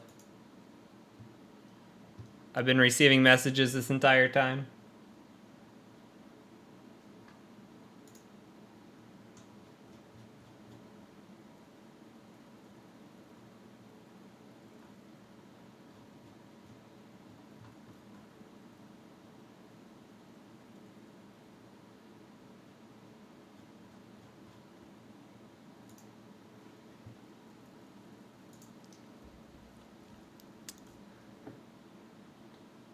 Any other questions? You guys gonna let me off easy this week? I think we'll see an increase in people next week, so since we're actually gonna start getting into hacking and doing cool hacker stuff, hacker man. People skip Python like it's not important.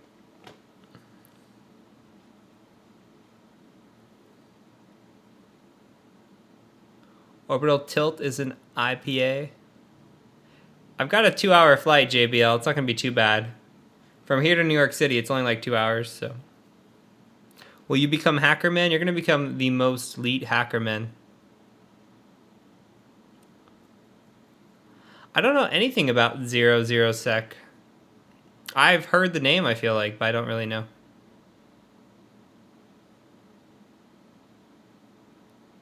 Jake and Kate. I like it. Hi, Kate.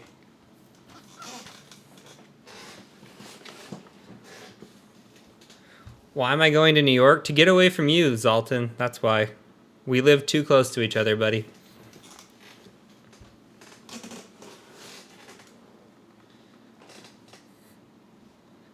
The mentor needs a vacation. That's all. I just need a vacation. We're going to New York for a few days. Gonna go see some stuff. Do the whole Broadway tour. I'm being savage. I'm sorry. It's because I'm tired. I'm grumpy. I'm not hangry. I don't know what I am. Just angry, I guess. Staying in Jersey? No, we're staying in basically in Times Square, like right by it. We got an Airbnb.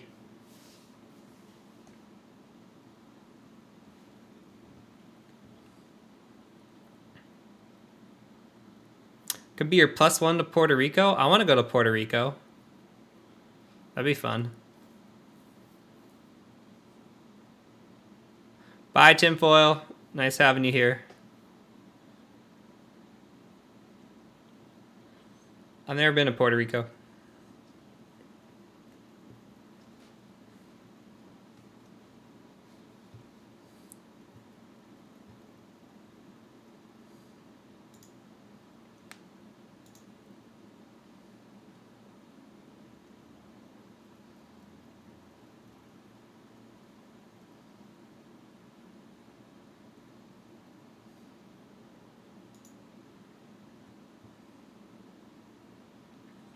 Is it unreasonable to expect an internship when you're under 18? I got to the physical interview portion without telling them my age.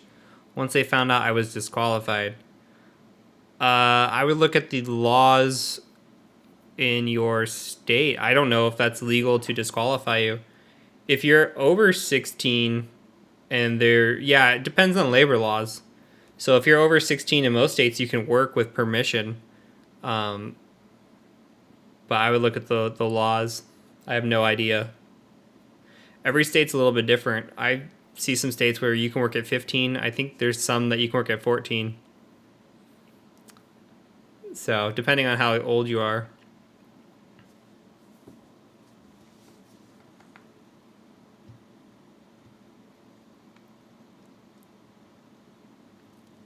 You live in North Carolina with Gray and I. Oh. I don't know the North Carolina laws.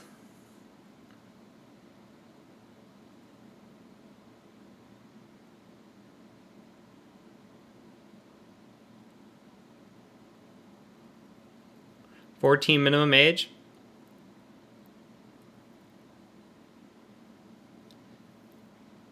Yeah, I don't think they could have a policy where you're too young. If that's the case. I don't know, though. I'm not a lawyer. I'm not providing legal advice. But no, at 16, it's not too young to get an internship. You would be ahead of the game if you did. I can tell you that.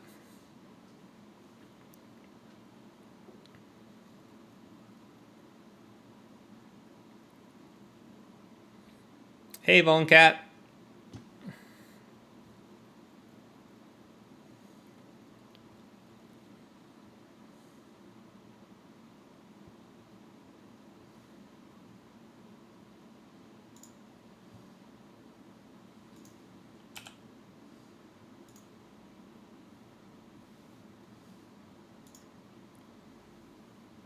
Hi, Jake's wife. Hi, Kate. I got you covered. I'm trying to remember everybody's name. That's all. Jake's wife from State Farm. It's perfect.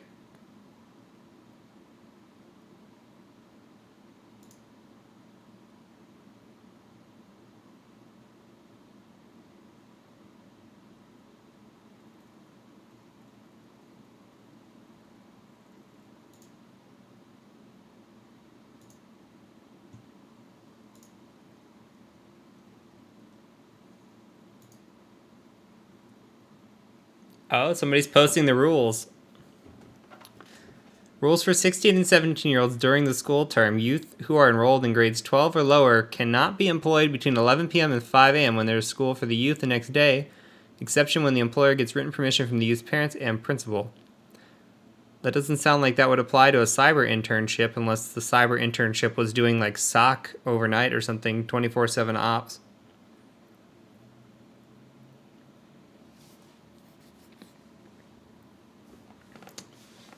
My food for thought.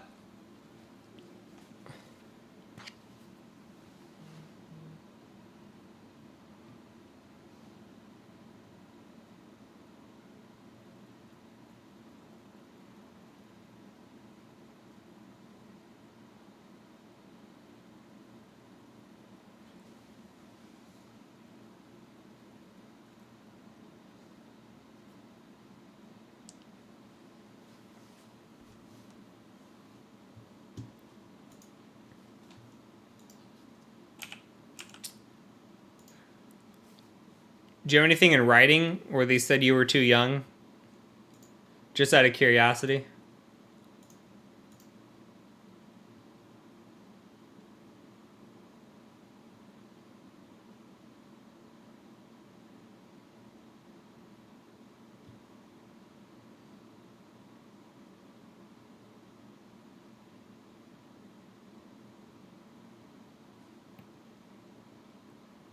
We're wearing the same shirt? Like a blue, semi-decent fabric Ralph Lauren that I picked up. I don't even know where. One of those cheap resellers.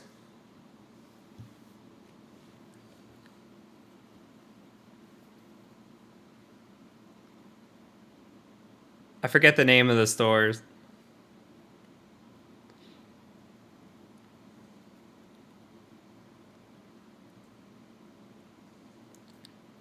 Do we do any meetups at B-Sides or anything? So I went to one hacker meetup. It was Charlotte. They call themselves Shaha Hackers. This wasn't TJ Maxx. It was something else. There's another store. I forget that sells the Ralph Lauren super cheap. But it's like a TJ Maxx. It's raw. It might be Ross or something that I got it at. Marshall's. Yeah, it was Marshall's. Thank you. So back on meetups, sorry. So I went to Charlotte Hackers meetup here, and I didn't have a great experience. Like they all were talking over each other. Like they were doing a presentation. They seemed like a decent group of people, but everybody was talking over everybody. And like when I was introducing myself, they were just like cutting me off and pretty much didn't go back after that. So there's a group of people that they use. I forget what the app is that they use, but I ended up deleting the app. I think it's Wire. They have like a Wire that you can join, and they have, they'll come together and like watch you do your talk if you have a talk coming, and you can like practice with them and get feedback, which is nice. It just like it didn't seem like the right group for me. I don't know, but I definitely. I mean, you can meet up with people at B-Sides. Yeah, we just had B-Sides Greenville last week.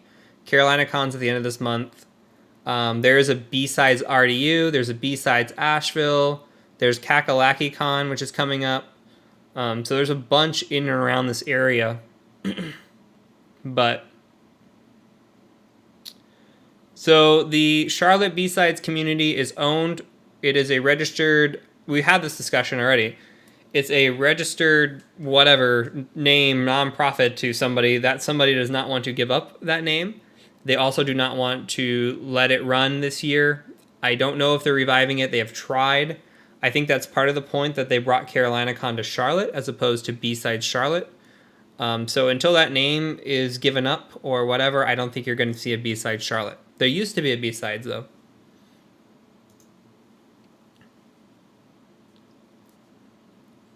Hey, Naiden, how's it going? You're not getting any shirt set on fire. I actually like the shirt.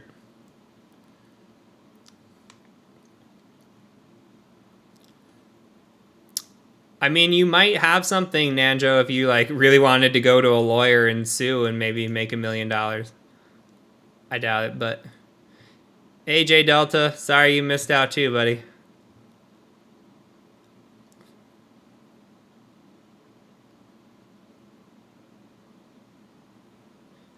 Yeah, Rumham, come out to Carolina Con at the end of the month, man.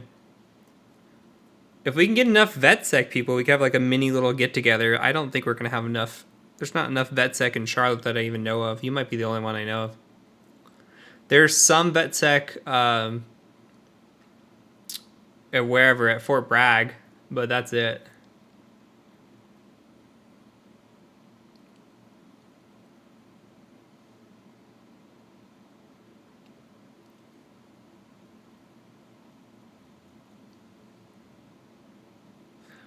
Do I know if they'll cater food? So I don't think so. I think they're not even planning an after party, which most cons that I go to have some sort of party that you have afterwards. I think they're really towing the line because there are a lot of college students and it's in a hotel and they don't want to like ruin it with the hotel, if that makes sense. Like college students, hotel, alcohol do not go well together. I don't know if there's going to be catered food or not. They haven't sent us a lot of information out, but my guess would be no, but I'm not positive.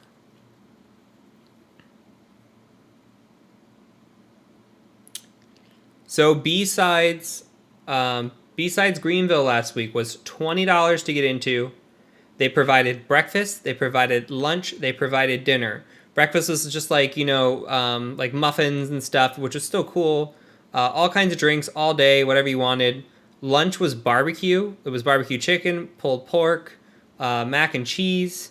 And then dinner was like this really freaking fancy, like it was all finger food, like, but it was all fancy. It was like wings, boneless wings, chips and salsa, mozzarella sticks, and then we had a private bowling alley where we could bowl for free.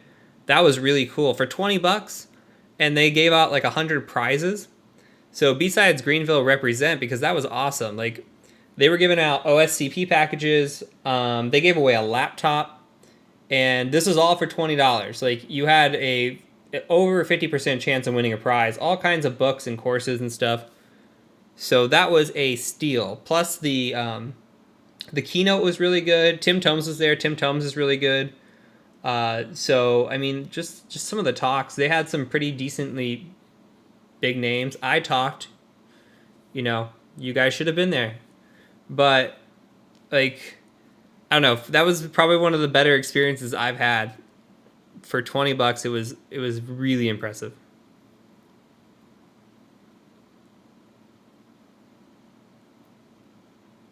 Yeah, there is a B-Sides RDU. There's also like a try area cyber something or another. I don't know what it's called. There's definitely another one up there in the RTP.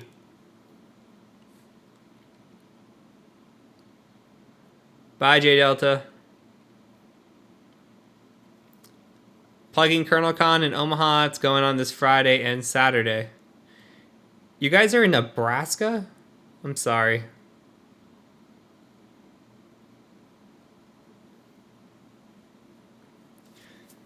No, it was $20, and it was the cool thing too. It was at Clemson University.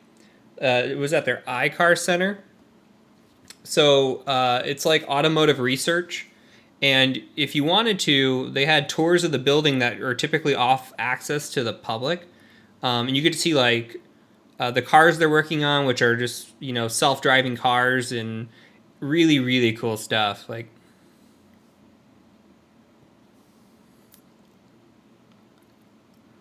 there's 4 or 5 of you from VetSec in Nebraska. I feel bad for all of you.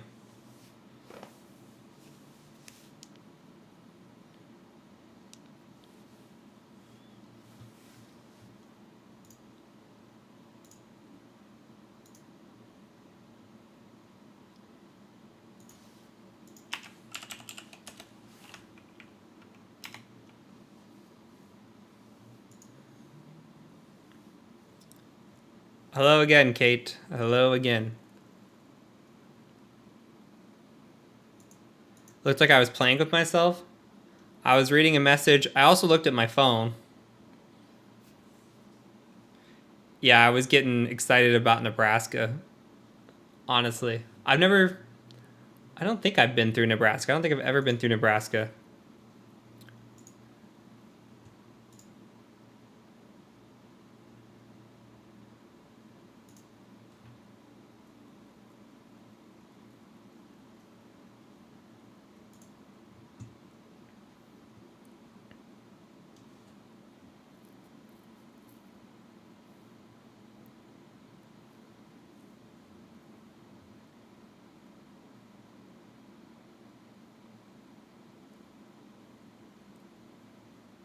And not hello, like an angry hey. Are you from Nebraska? I'm sorry. Oh, you're from New York.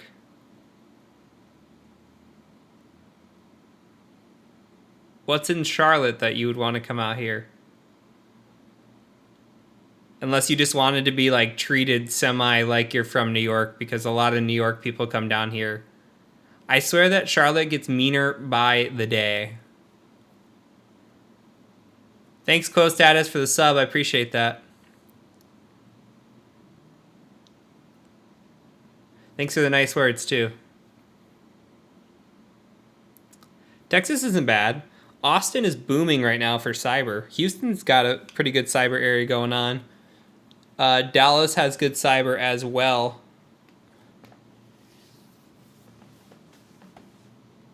Yeah, Charlotte's not like New York mean, but Charlotte people are very matter of fact, is how I like to put it. They're just matter of fact. The East Coast is matter of fact. But it's just like there's not, I don't know, it's not a lot of hospitality like you would see. It like, I don't know, out west is very very nice. People are nice. They'll steal your shit, but at least they'll be nice to your face.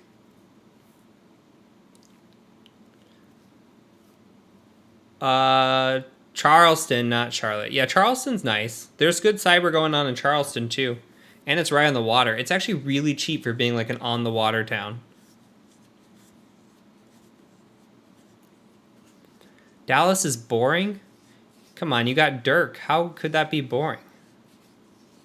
I love Dallas.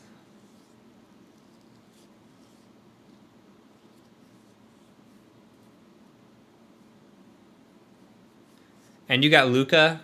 You got Luca now. You got Kristaps. Witten's back. Come on.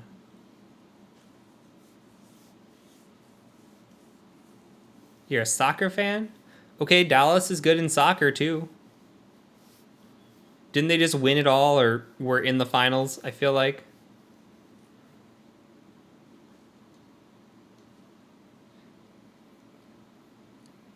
Witten ain't quitting. Witten went bald. I don't know if you saw that. He shaved his head completely.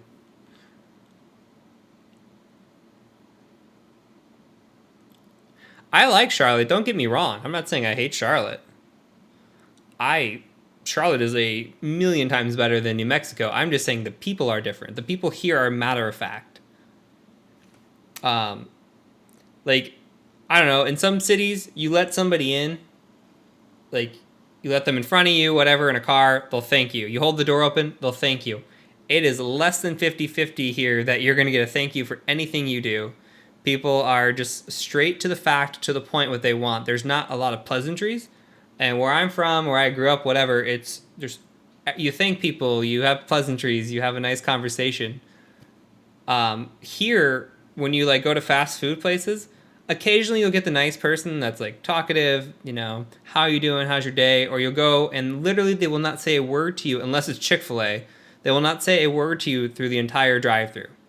Like if they did not have to take your order, they would not talk to you.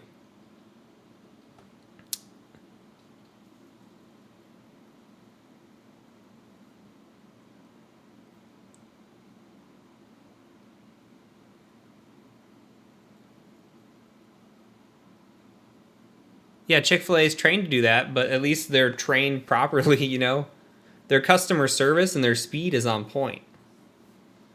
I don't know how I feel about all their values. I won't get political, but their customer service is should be idolized by any fast food place. It's insane.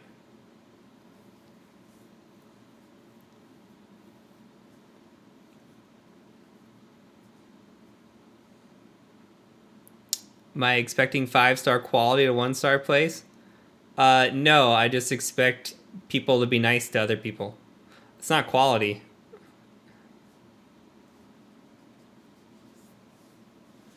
Texas or North Carolina?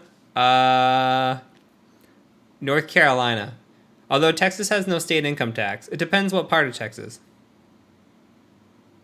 All it does is rain here in Charlotte. It's depressing, dude.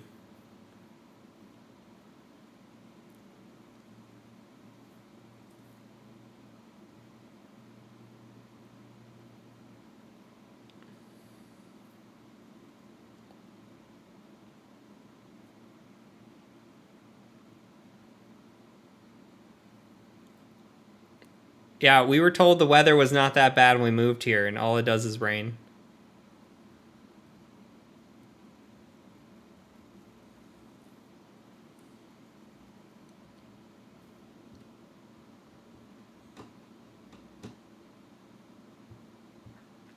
And it snows in April. It snowed yesterday.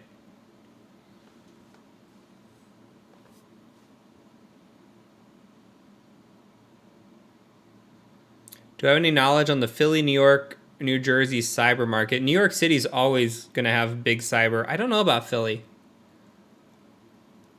I would imagine a big market like any of those places are going to have cyber. The East Coast is booming on cyber.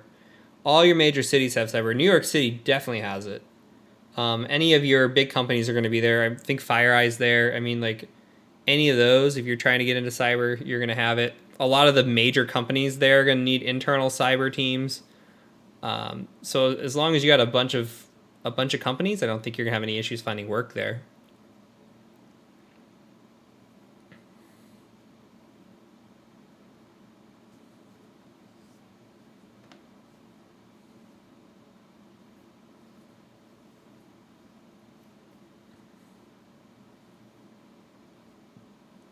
Missed out on the FireEye internship. There's quite a few companies. Now people are talking soccer.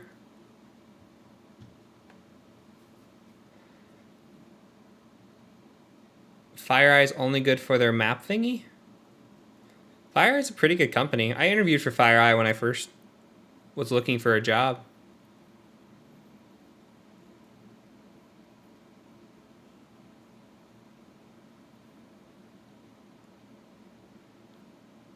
When I do streams, am I on the nifty LED computer in the background? I mean, this is my rig. Is it, if that's what you're asking? This is what I'm streaming through.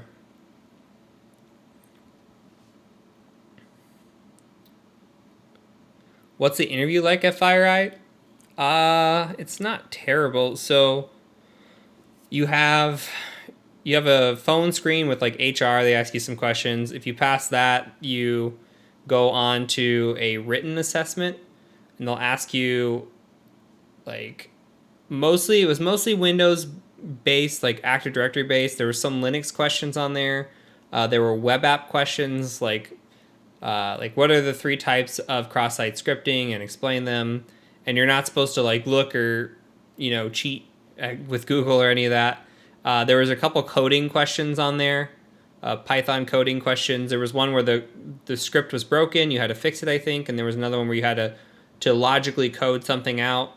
From there, if they like you or like your responses, you have the option of getting sent to the teams. Like for me, they had availability in pretty much all the major cities, like New York.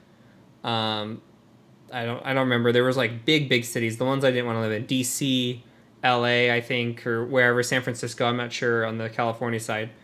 I told them I wanted Denver or Dallas. They didn't have any job openings there. But when you do go on site for the on-site interview, basically you talk to the manager and they ask you a lot of the same questions over again, and you go through that process, and then you get hired.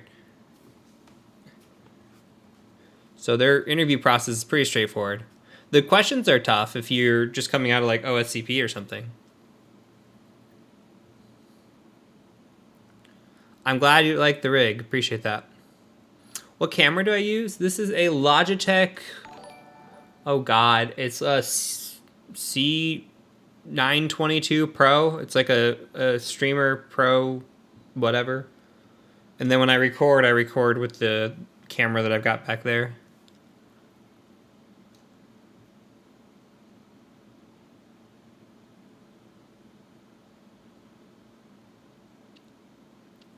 Benefits to being female in the cybersecurity area.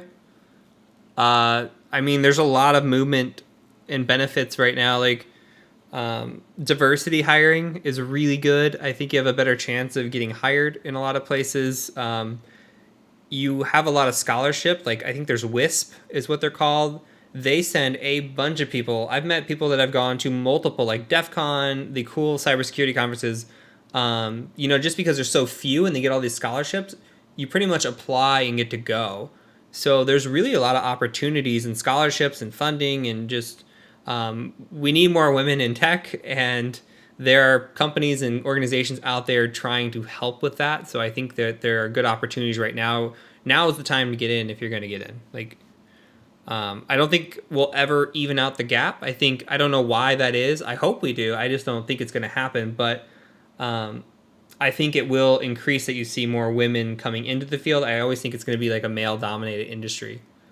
I don't know if that's a psychological thing or just of interest or how it works, but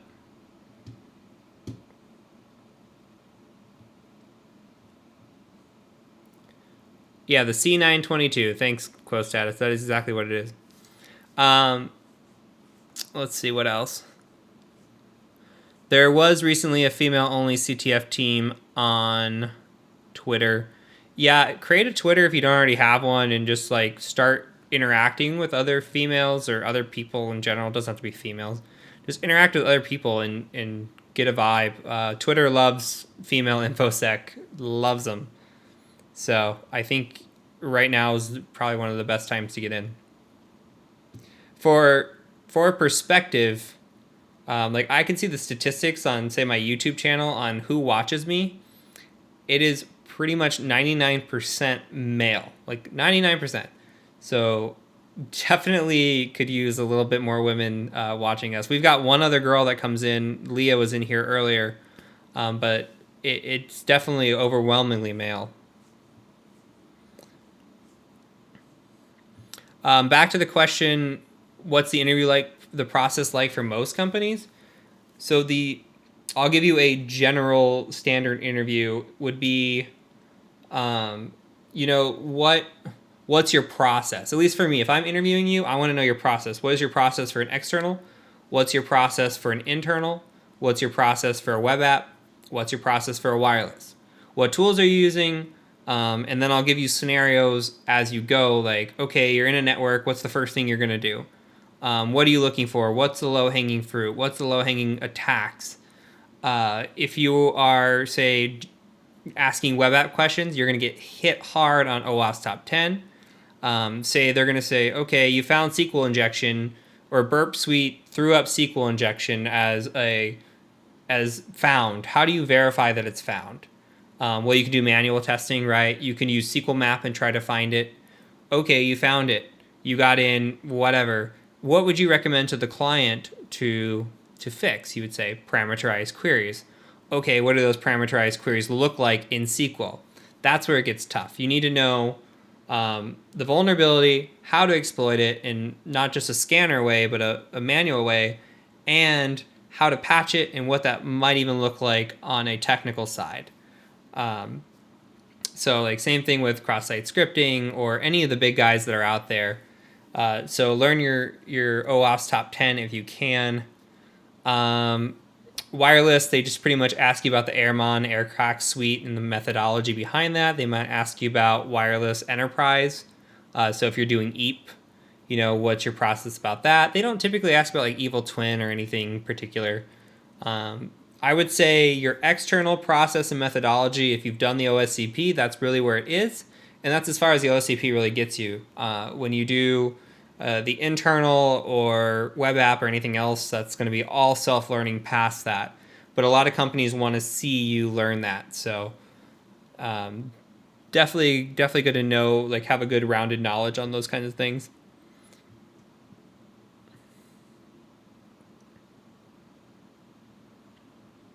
Trying to catch up. Sorry, I got long-winded.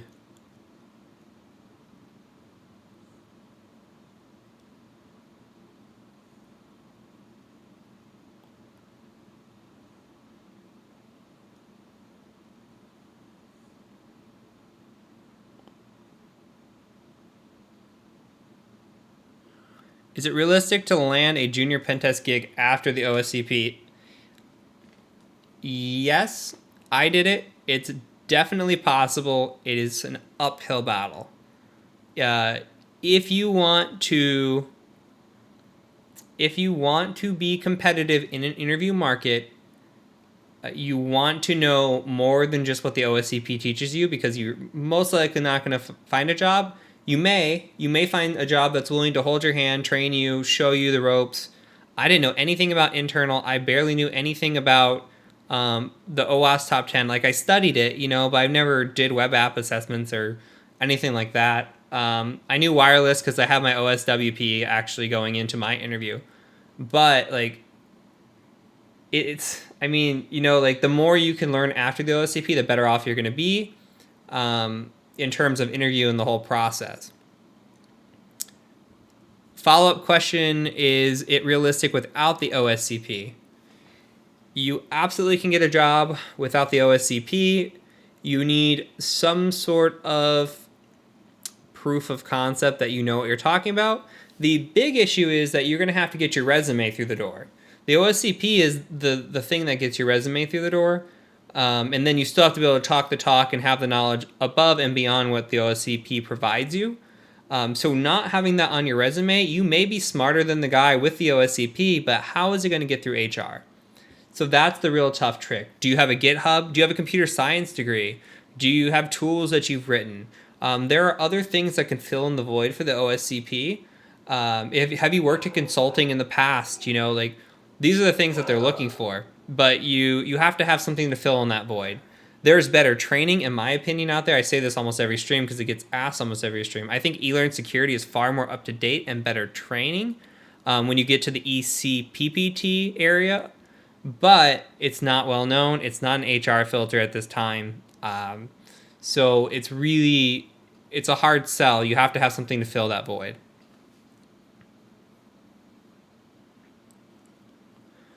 You have a little over a year in a very non-technical cyber role with the Army and college. Yeah, I don't know if that would be enough. I mean, that experience plus the OSCP, I think you'll be okay. But I mean, you still need to know above and beyond kind of what I mentioned.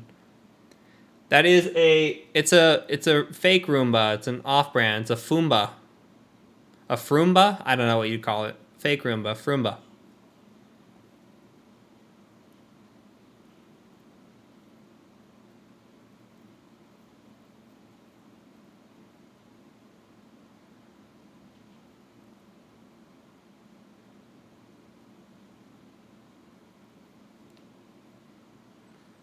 So you've got an IT network and InfoSec degree, few CompTIA certs. You're working on eLearn security and Hack the Box. Those are good fillers. I would say get started with the Twitter now. Start delivering content to the cybersecurity community. Have a blog.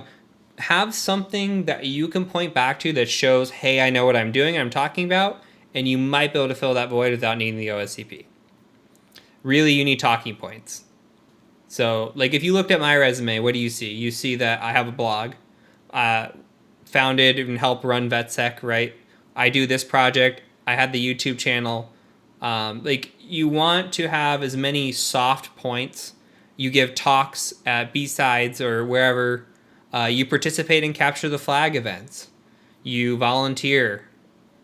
These are all the little softs that add up over time, and they look really good to employers. Like me, if I'm hiring you, I'm putting strong preference on somebody that is already out there in the field, like that is doing things to give back to the community.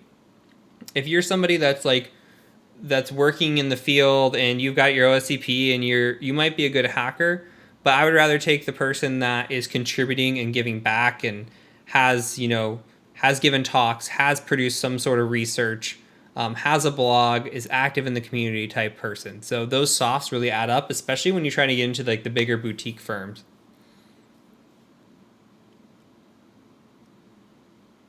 I think the ECPPT will catch on soon as well. It's going to be a matter of time. The issue is the OSCP has a bunch of, it's fanboys, right? They have a bunch of fanboys. They've got the old school managers who did it when they were coming up and they think it's still good because they're not as technical as they need to be. I feel like that's coming out of the loop now. You start talking to more managers and they're starting to say, okay, it's not really as up to date. The people I'm seeing come in here and interview don't know enough to keep up.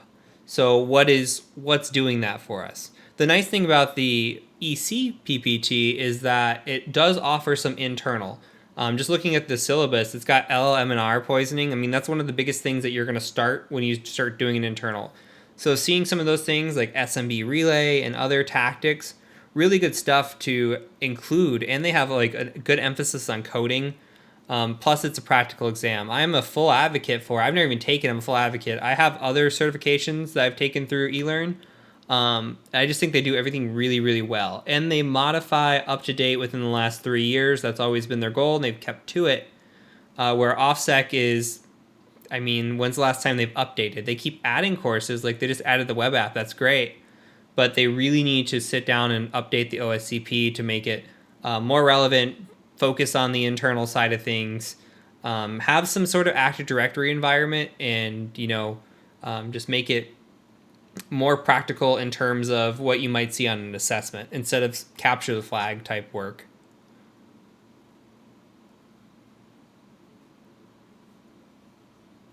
What is going to be given away? We already gave it away. It was a packet squirrel. This is going to Gray.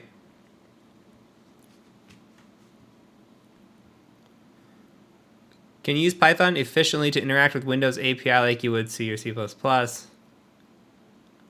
I have never used Python to interact with Windows API, so I'm not sure if I can answer that question for you. I'm not a developer by trade. So, kind of covered that last week. I'm enough to get myself into trouble in terms of scripting, and the importance of at least what we're getting at in this course was to teach basic Python to a level of where you can read, right? The devs run circles around me. I'll never have that kind of background. Do I think the OSCP will become completely obsolete within the next 5 years? I don't know. It's a tough question. Like, look what it took to get them to update their course, or at least their exams, right? From word on the street is the exams are updated. That took somebody releasing all the answers. I mean, is it gonna take somebody releasing their entire lab guide? Like, I just don't know if OffSec doesn't update. Like, the thing is, there has to be a drive or demand from somewhere else, a pull, right, saying that, okay, this training's better, HR buys in at all these companies, and it starts taking over. If that happens, then sure, yeah, it may become obsolete. That would probably force OffSec into actually updating their material. As long as they can sit there, do absolutely nothing, and make money, they're going to do it. I mean, they don't have any interest. I think they've proven that without updating a course. Like, the OSCE is out of date significantly. I'm not saying the material's not relevant. I'm saying that it's been, 7 or 8 years since an update. The OSWP, same thing. Like, I really hope that they do update it, because the product and the name behind it does mean something. And for the people that got the certification a few years ago or whatever, it meant something, and it still means something, but I don't want it to take away from what people have earned, So it's bittersweet. It's just, they need to get their shit together is how I feel.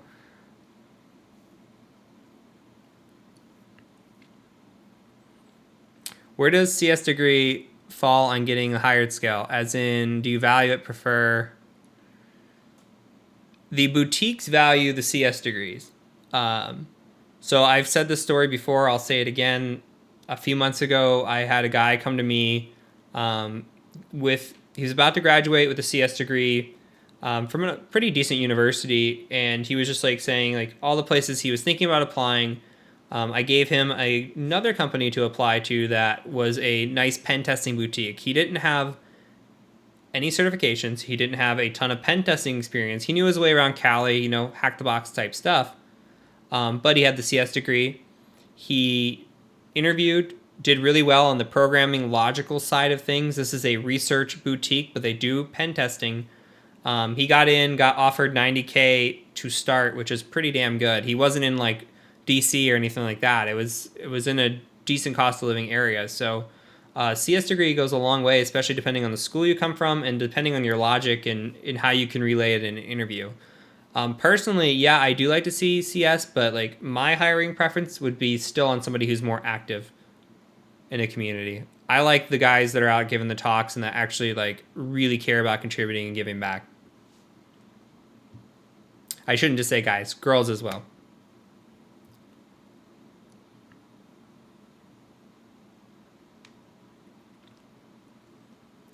You'll see multiple OffSec certs and SAN certs, and if you've ever seen, I have a video out there on how to apply to jobs. Basically, apply to whatever fucking job you want to apply to, because it doesn't matter. Like, if I had not applied to the jobs I applied to because I didn't meet any job requirement I've ever applied to, it didn't stop me from applying. Like, you can't just let these certifications or requirements. You have to go in there and sell yourself, be the best person you can be, and prove to them why you should be hired over the next guy. Most of the requirements are absolute bullshit, and they're fluff. They're fluff. That's all it is. So don't worry about what you see in a job posting. Worry about if you think you can do the job. So, I mean, my first IT job was help desk. I almost didn't apply because it wanted 3 years experience in help desk. I didn't have an A+. I didn't have any experience. I went into that interview and I said, look, I love computers. I've been using computers forever. I don't have any experience in the field, but I'm willing to learn. I'm willing to take less salary to prove myself to you that I can do this. And Google's your best friend. So like I talked my way in, got my A plus, got all the certifications I needed to be successful, and you just work hard. You got to be able to prove that you're trainable, and a lot of people will take a chance on you. Just food for thought.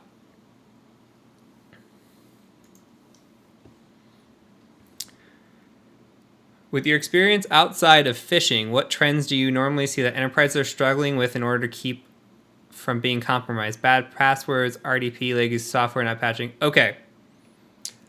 So last week, a similar question when I was at B-Sides got asked to us on the panels. They said, what is the biggest problem affecting organizations right now?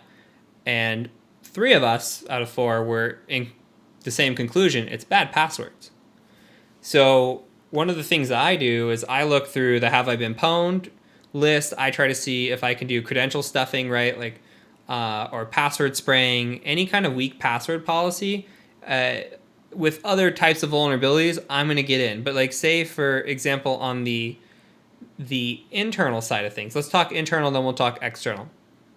Internal side of things, if I'm doing like LLMNR poisoning or MBT NS poisoning, and I'm capturing these hashes, and these hashes are weak passwords, I'm cracking these hashes, right? If it's like 9 characters or less, I'm really cracking these hashes. If it's 12 and it's like pretty complex, maybe not cracking it, but if it's just like one long word or 2 words put together, I might be cracking that password. So ideally, the longer the password you can use, the better. You can make like my coworker tells me he's got a 40-word password or a character password, and it's just a long sentence. That's all you need. It doesn't have to be all ones and exclamations and whatever. That's not what the driving factor is. It's length. The longer the password, the harder or longer it takes to crack. So when we move on to like the external side of things, when we talk about bad passwords, we say like, okay, like where I take the or the passwords or usernames. Like if I know usernames, I'm gonna try. What is it right now? It's spring 2019 exclamation. I'll try that with all the usernames and see if something sticks. If I can find your passwords in a password list or like of a known breaches, and I see that you were using like Jimmy123, and then you went Jimmy124, Jimmy125. Like if I see a trend, I'm going to try to focus on that trend. I might even make a rule up that says, hey, I know the first word's Jimmy, and then we're going to just mess around with the numbers. Now, if you don't have rate limiting or brute force prevention when I'm trying to log into something that's external facing, it's just a matter of time at that point, right?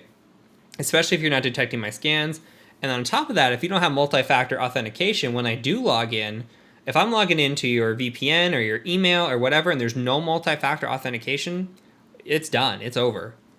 So just really think about that. Like a lot of people are so focused on rotation and like complexity. It's not rotation and complexity. There's more study coming out that it's not that you need to rotate every 60 days.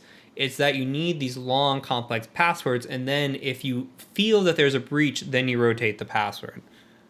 But it's things like that. Like on the internal side, if I'm cracking your password, I'm trying to get in with that anywhere I can, and that's typically the way that we use to get domain admin most of the time is with bad passwords. So.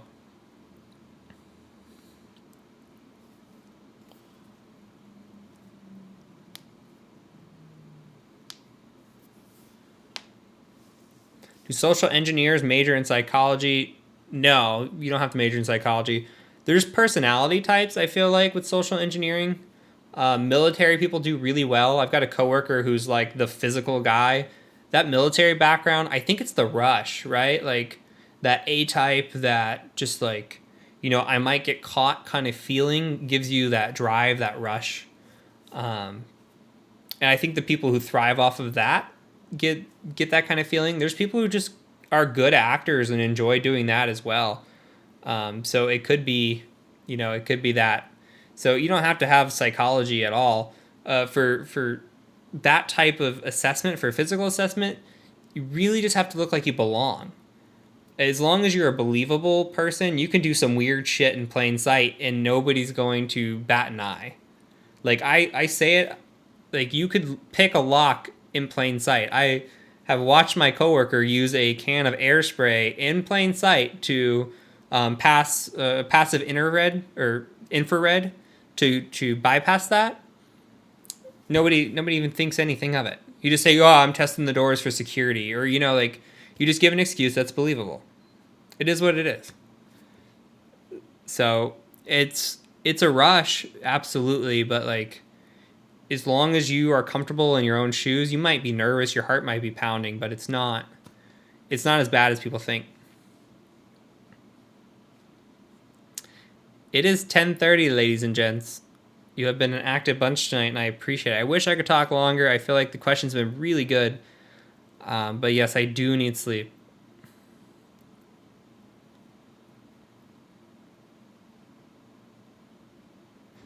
Psych major, computer information systems minor. So Kate, the nice thing about tech is that it doesn't really matter what your major is. If you think psych's good and you like computer information systems as a minor, do it. My background's in accounting and my master's is in computer information systems. Sorry, I can't talk. So, do what makes you happy and then have the tech skills to back it up, or the tech interest, and that's really what's going to be important. What Myers-Briggs personality type I am? What Myers-Briggs personality type do you think I am? I do know my Myers-Briggs. Let's play Guess My Myers-Briggs. I actually like this. I will stay an extra minute for this.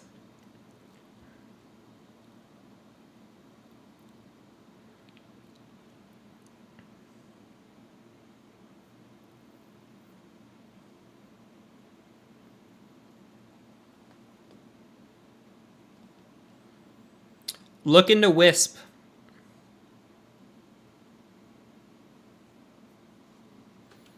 Women in something. I think it's WISP, WISP, like that.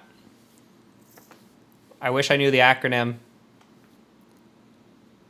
They pay for certifications, they pay for conferences, and there are not enough women to fill out those spots, so I'm pretty sure you would have a good go at it.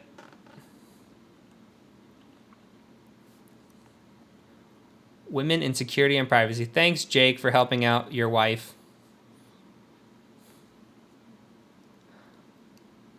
All right. Nobody guessed at all on my Myers-Briggs. I am an INFJ. I'm either the rarest or the second rarest form of personality that exists. So I'll let you sit on that one and think about it.